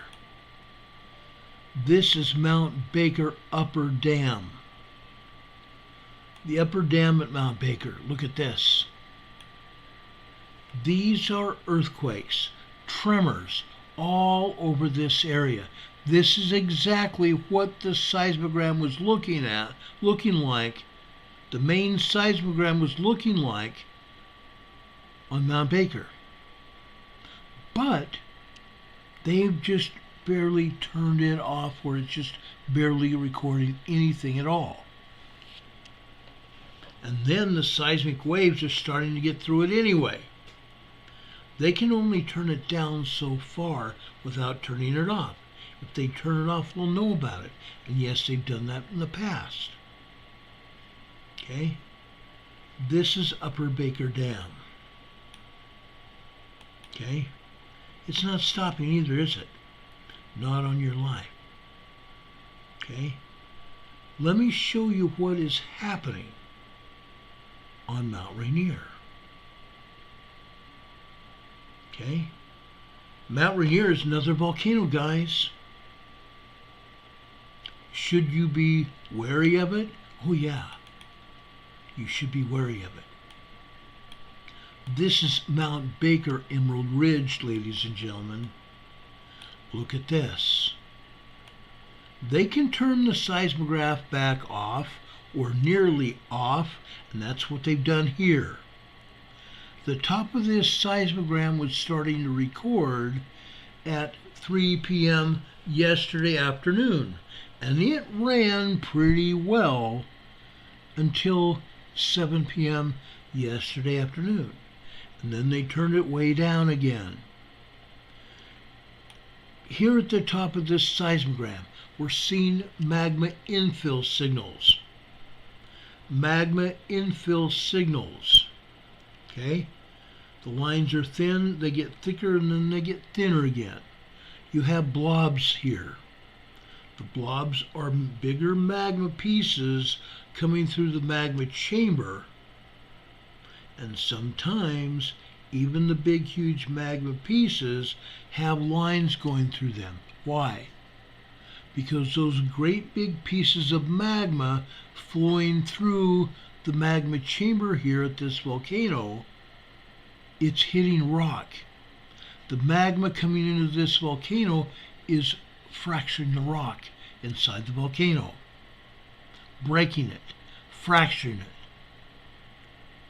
We see these symbols here on the seismogram. This is magma fracturing rock inside the volcano. And we're seeing seismic waves as a result of it. Okay? We know that we have tremors and earthquakes hitting. We know that. We see it. Okay? This is Emerald Ridge at Mount Baker. Let me show you another picture here. This is Mount Baker. Mount Rainier also. Emerald Ridge. This is a spectrogram for Mount Baker. What you're seeing here is melt. At the bottom, you're seeing melt, magma that's come into this volcano. The heat is rising here. The yellowish orange lines going up north, going up to the top of this picture here. This is heat rising up to the surface at this volcano. Very hot magma, guys. And it's not just a line here and a line there. It's constant. You can see this rising to the surface. At some point in time, this volcano is going to erupt. We see it here on the spectrogram. We see it on the regular seismograms that we see the incoming magma on. Okay? We've seen it. It continues.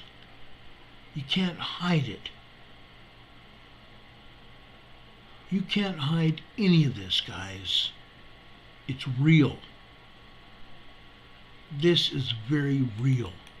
This is another seismogram from Mount Baker. I mean Mount Rainier. Boy, I got Baker on the mind here. This is Mount Rainier. This is Para. Okay? It's a precipitation tower just south and east of Mount Rainier. You can see the magma on this seismogram coming into the magma chamber of this volcano. You can see tremors building on this seismogram here. Okay? Tremors caused by rock fracturing inside the volcano. Look at this. As the seismograph is turned up, we see more and more thicker lines here. Magma coming into the magma chamber. Okay? Magma infill signatures. The thicker the lines, the more magma coming into the magma chamber here. And again, you see strikes. You see lines coming out from the magma on the lines here. Vertical lines, not horizontal. The horizontal lines are magma coming into this magma chamber.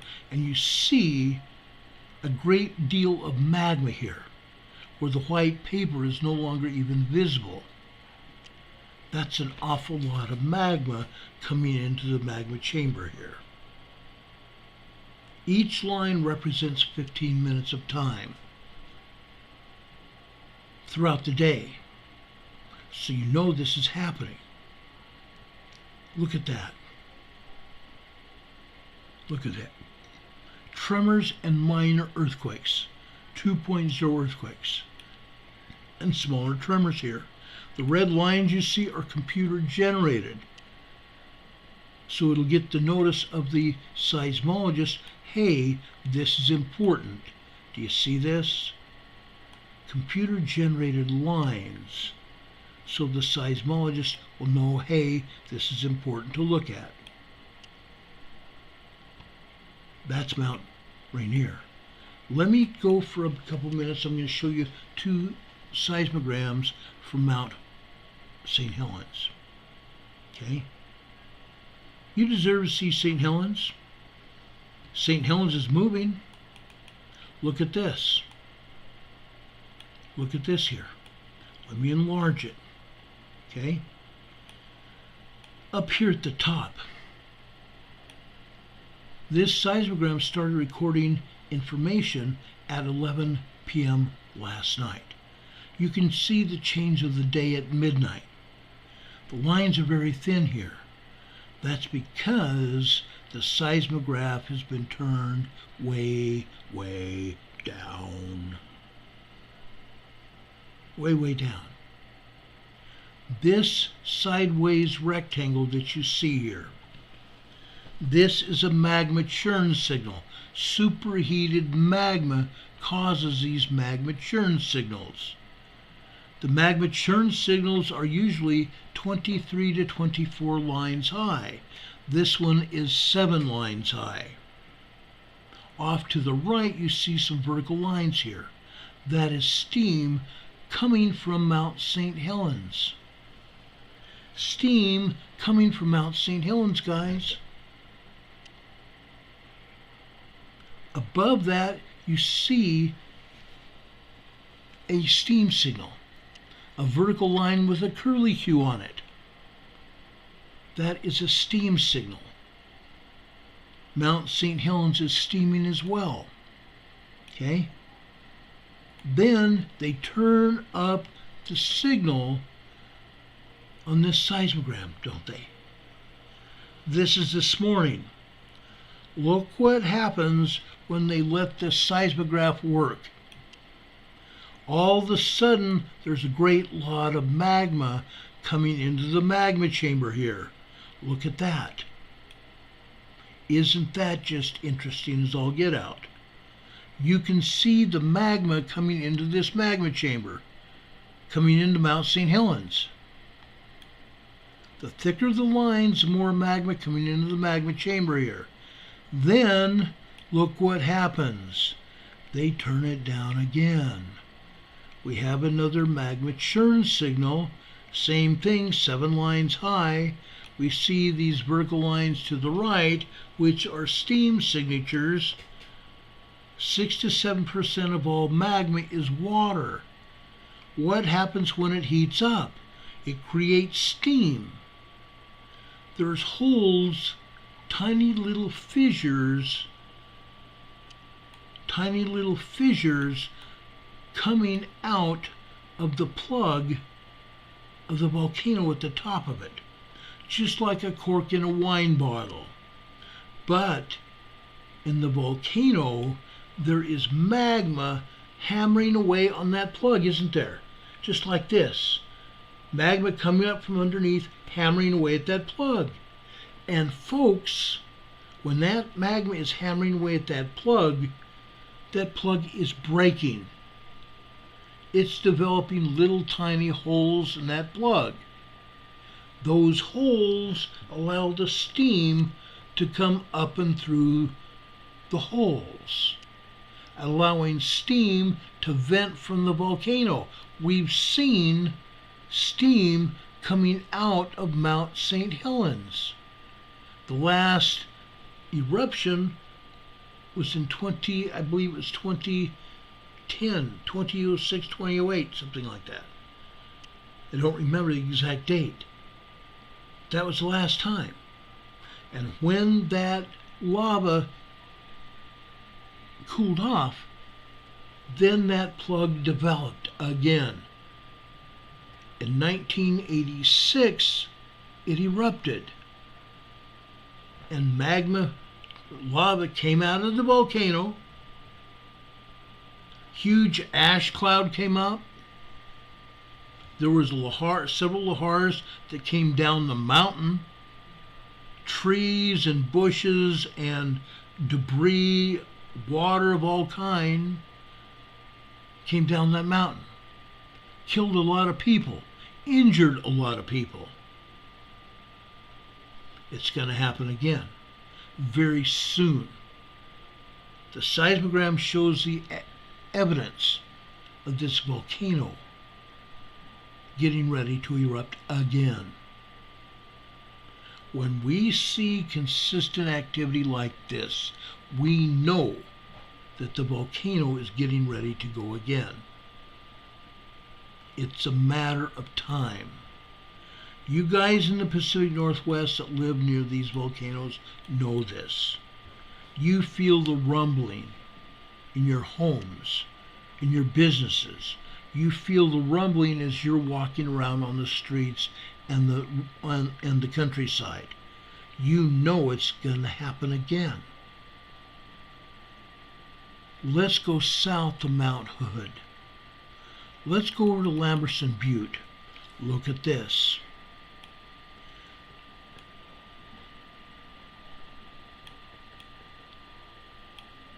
This seismograph here was basically turned off last night. Okay? You can see that it was supposed to start at 11 p.m. last night, 2300 hours, 2300. Then you see 2315 and 2345. You see a line between 2315 and 2345. That's 2330, 1130. Then the next one you see there is when it becomes March 2nd. That is midnight. You see a line there. You don't see any activity, do you? Because they turned the seismograph basically off. Almost off. You see very little activity. About 7:15 this morning, you see some tremors. Magma coming into the magma chamber. Thin lines getting thicker and going away again. Okay? Tremors. Magma. They turn it up another little bit and look what's happened. Look at that. This is awful lot of magma coming into Mount Hood. Look at this. Same difference. Just like Baker. Just like Glacier Peak. Just like Mount Rainier. Just like Mount St. Helens. Guys, this is happening at Mount Hood, Northern Oregon, guys. This is Northern Oregon. It's happening here.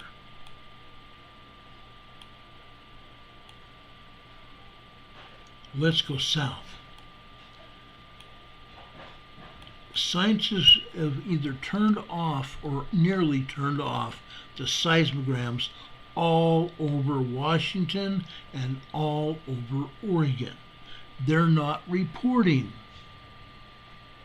They just aren't reporting.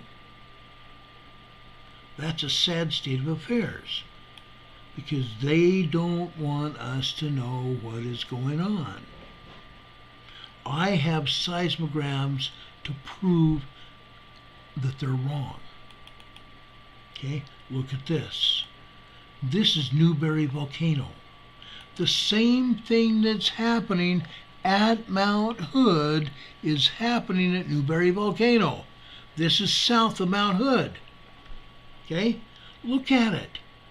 A large amount of magma coming into this volcano. Okay, let you look at Sisters Volcano. Sisters Volcano is right in that same area as well. Look at this. In this case, the seismologist last night let us see magma coming into the magma chamber. It was not consistent as it was at the other volcanoes. But they also didn't have it turned up very far. And as a result, there's very little activity. Then you start to see more and more activity as the day goes on. Look at that. Okay? Then this evening, you see these wavy lines here. This is a 6.5 magnitude earthquake that hit in Ulri, Vanuatu in the South Pacific. A 6.5 magnitude earthquake in the South Pacific. Where the other seismograms aren't showing this is because they've wiped it. They have taken great pains to make sure that that earthquake wasn't shown on the other seismograms, huh? This one it is, and yes, it's on many of the other seismograms. But where it's not, they took great pains to make sure it didn't show up. Okay? Let me show you another one. It is in South Central Oregon. In this case, this particular earthquake is called Crater Lake. Crater Lake. And believe it or not, they did it to us again. I'm going to have to go over here and pull up the data because again, they have not let me keep the data. So I'm going over here to Fleetwood Cove to pull the information for you. You deserve to see it. Everybody that is here is a taxpayer. Everybody here is a taxpayer. You deserve to see it. They don't want you to, so they hide it. Isn't that just the way they are?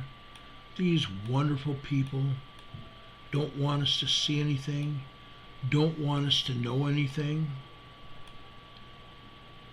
Interesting people. They really are. Let me show you something. Just gonna take another second here. I'm gonna have it here for you.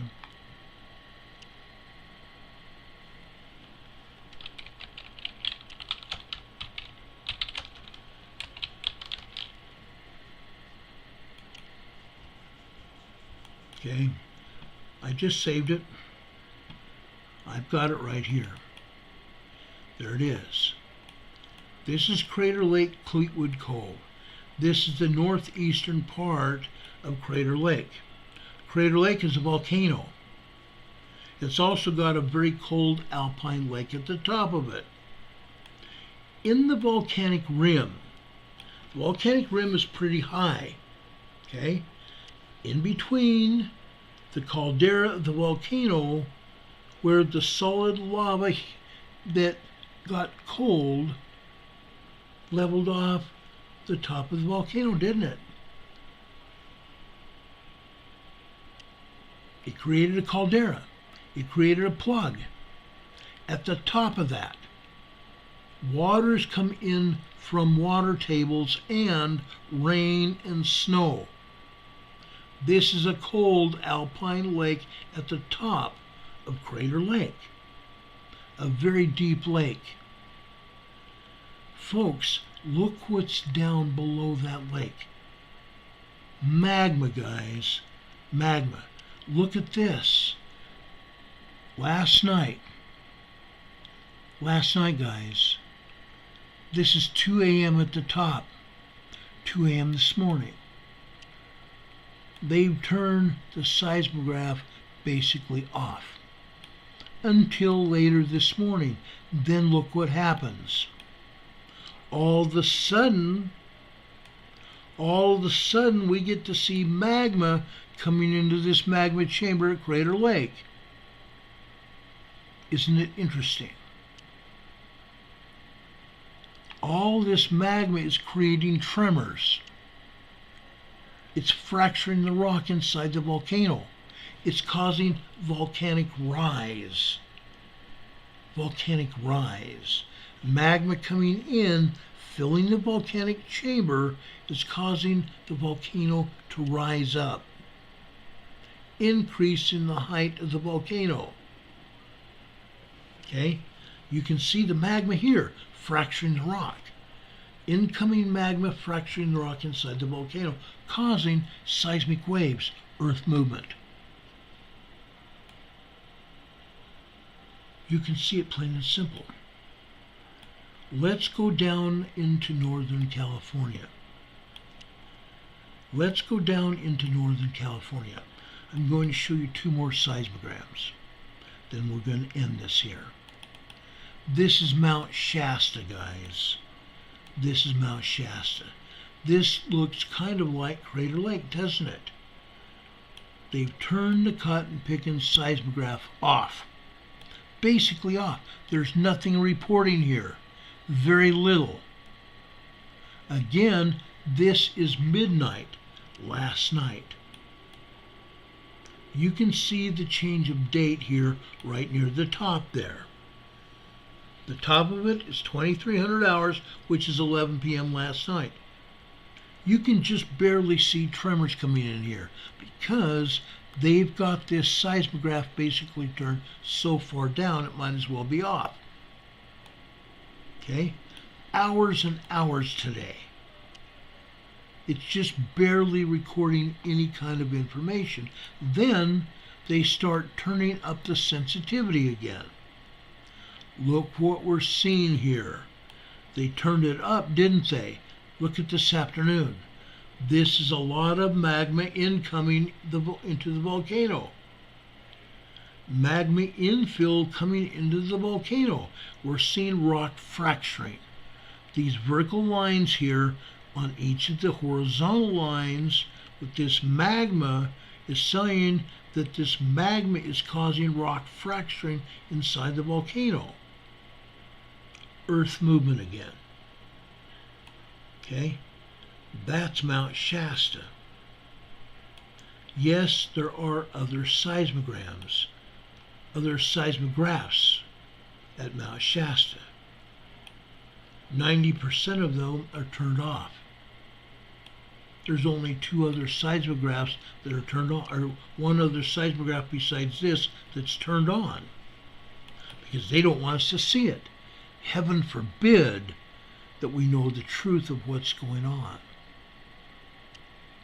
Heaven forbid. It's incredible that they are like this. Look at this. This is Mount Lassen. This is Mount Lassen. This is the northernmost seismogram. Actually, it's actually the northern seismogram at this volcano, or seismograph at this volcano, but it's closer than other seismographs. Okay? This is also the same seismogram that we normally see these larger earthquakes on. But in this case, all we're seeing is limited information here. Okay? All they're showing us is limited information. This seismogram is started at midnight last night. Look at the evidence of seismic activity after midnight last night. Okay? Over on the left-hand side, we're seeing 2s and 2.8, 2.9 magnitude earthquakes, approaching 3.0. Then, off and on, we have a good-sized earthquake again. These red lines that you see over here on the right-hand side are computer-generated. These are also indicative of seismic activity that's hitting in this volcano. These are 3.5 magnitude earthquakes. I can almost guarantee that they're 3.5 magnitude earthquakes. This is Mount Lassen. And folks, guess what? This is the only seismograph that's recording any kind of information at Mount Lassen. The others are turned off. Yeah, they're turned off.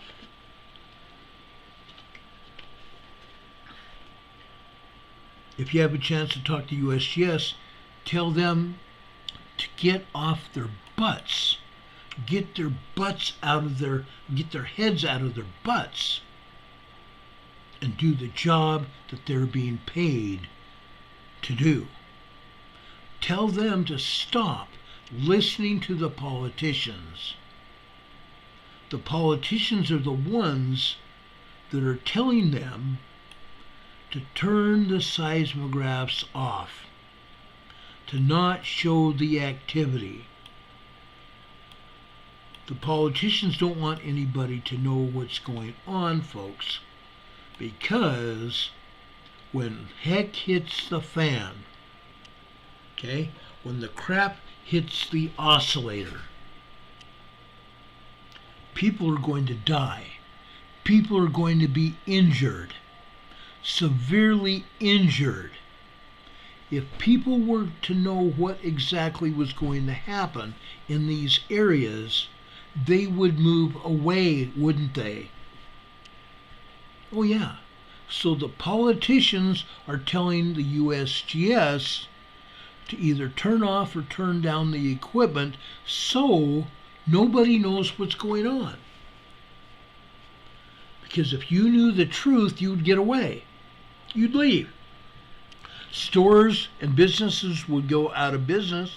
People would move away from there. There would be no tax base, so there would be nobody paying taxes, nobody getting any money at the cities and the towns, and even the state. No roads repaired, no stoplights in effect, nothing going on, no politicians being paid because nobody lives there. Politicians want to stay in business, don't they? They want the cities and towns to prosper, to make money for as long as they possibly can. But they know what's going on. And they're telling the agencies not to say anything. That's where the truth is. Tell them to get their heads out of their butts. Invite your friends and your neighbors to watch this program so they know what's going on. This program is going to save their lives. It's going to save your family's lives. It's going to save your extended family, your friends, your neighbors, your loved ones, the people you work with, the people you associate with on social media. We have the ability to save lives here. Please share this program with everybody. With everybody. We talked a great deal last night about earthquakes and earthquake survival, didn't we? How are you going to survive an earthquake? We talked about it last night. Tomorrow night, we're going to talk even in more detail about how to survive all kinds of emergencies. Tomorrow night, we're going to talk about emergency plans. We're going to talk about food storage. We're going to talk about survival food. We're going to talk about emergency supply kits. We're going to talk about flashlights and radios and water purification. We're going to talk about how to store water. I'm going to bring out all the guns. Not to show you bang bangs. I'm not going to do that. I'm going to show you all kinds of things to help you prepare for any kind of emergency that's going to befall us. And yes, it's not just natural disasters. It's not just natural disasters. We are not just going to have earthquakes. We're not just going to have bad weather, rain, floods, snow, blizzards, hurricanes. It's politicians. We have two major countries that want to annihilate the United States. I'm going to tell you tomorrow night. We're going to talk. We're going to discuss things in the chat. I want you to bring your questions into our chat tomorrow. We want to bring you this information. It's important. Meantime, folks, I want you to do your own research. Go over into our website. Our mods have put our website out here. It's also below this program tonight in the top of the program description. Go there into the files sharing area where you can get all kinds of emergency preparedness information. I put it there for a reason. I've been paid to show you this. I've been paid for a great many years to give emergency preparedness talks. I've been paid to give out this information. Things are getting bad. Now I'm giving it to all of you and your families and your friends to save your lives. That's what we're doing. I want to make sure that you have adequate information to save your families, your children, your children's children, so they can have a life as well. Please be here tomorrow night. Now to end this program, I'm going over to the New Testament tonight. This is one of my favorite books in the New Testament. It's Paul's letter to the Philippians. In this case, it's chapter 1. We're going over to verse 27 tonight. Only let your conversation be as it becometh the gospel of Christ, that whether I come and see you, or else be absent, I may hear of your affairs, that ye stand fast in one another in one spirit. That ye stand fast in one spirit, with one mind, striving together for the face of the gospel. Standing together in one mind in support of the gospel of Jesus Christ. What we are doing here in this program is strengthening all of us. I ask you every day to read the scriptures. Every Sunday we hold Sunday school here to help strengthen you, to give you values if you don't have any values. If your spirit is downtrodden, we try to lift you up. We have to be strong to help each other. That's the whole point of this channel. To help each other grow and to be strong. To support ourselves and defend ourselves. I took an oath a long time ago, early in my career, to stand up, to protect and defend the Constitution of the United States against all enemies, foreign and domestic. I took that oath of my own free will. I took that oath because of my love for this country and the love of the people in this country. I took that oath because of my love for all of you. That's why I am still here today, to testify of the gospel of Jesus Christ and the truth of it, and also to help everybody to be able to get through the obstacles that we are facing. Folks, I'll be here tomorrow night. We're going to answer questions. We're going to be here to give you information. I have emergency radios right back here. I've got a police radio right here. I've got a preparedness, several totes full of emergency preparedness items here. I've got a go bag right here. I've got a 72-hour kit in the hall closet downstairs. I've got all sorts of supplies in my outside storage. I'm not going to bring everything into my office, the studio, tomorrow night. But we're going to talk about how you can get this stuff for yourselves and your families. We care about you.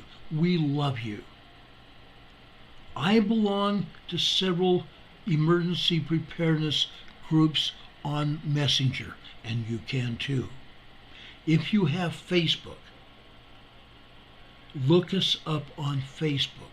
We have groups on Facebook you can join where we give you information about what is going on. And we have discussions so you know what to do. We do it because we care, because I care. That's how all this started. We are here for you and your families, your friends and neighbors and everybody. Please share this information widely. Invite people to this channel. Please. We had nearly 25,000 members of this channel, 25,000 subscribers before a hacker last week came in and took them all away. Please go out and find those people that were members of the EMA family that may have dropped out because they can't find us any longer. Bring them over here and ask them to subscribe to this channel. Please do that. Please do that. I'm counting on you to help me help everybody. We have 55 people watching us right now. Probably 99, because YouTube lies, just like everybody else. Folks, we had a good number of people watching yesterday's program. I hope this one will be well attended as well. I love you. I care about you. I really do.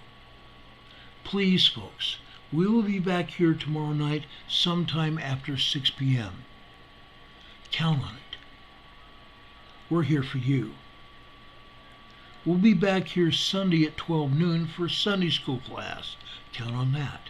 If anything else happens tonight, we'll be back here to tell you about it as soon as the information becomes available. Until then, guys, I hope you have a good night and a better tomorrow. Take care of each other and love each other. That's what this is all about.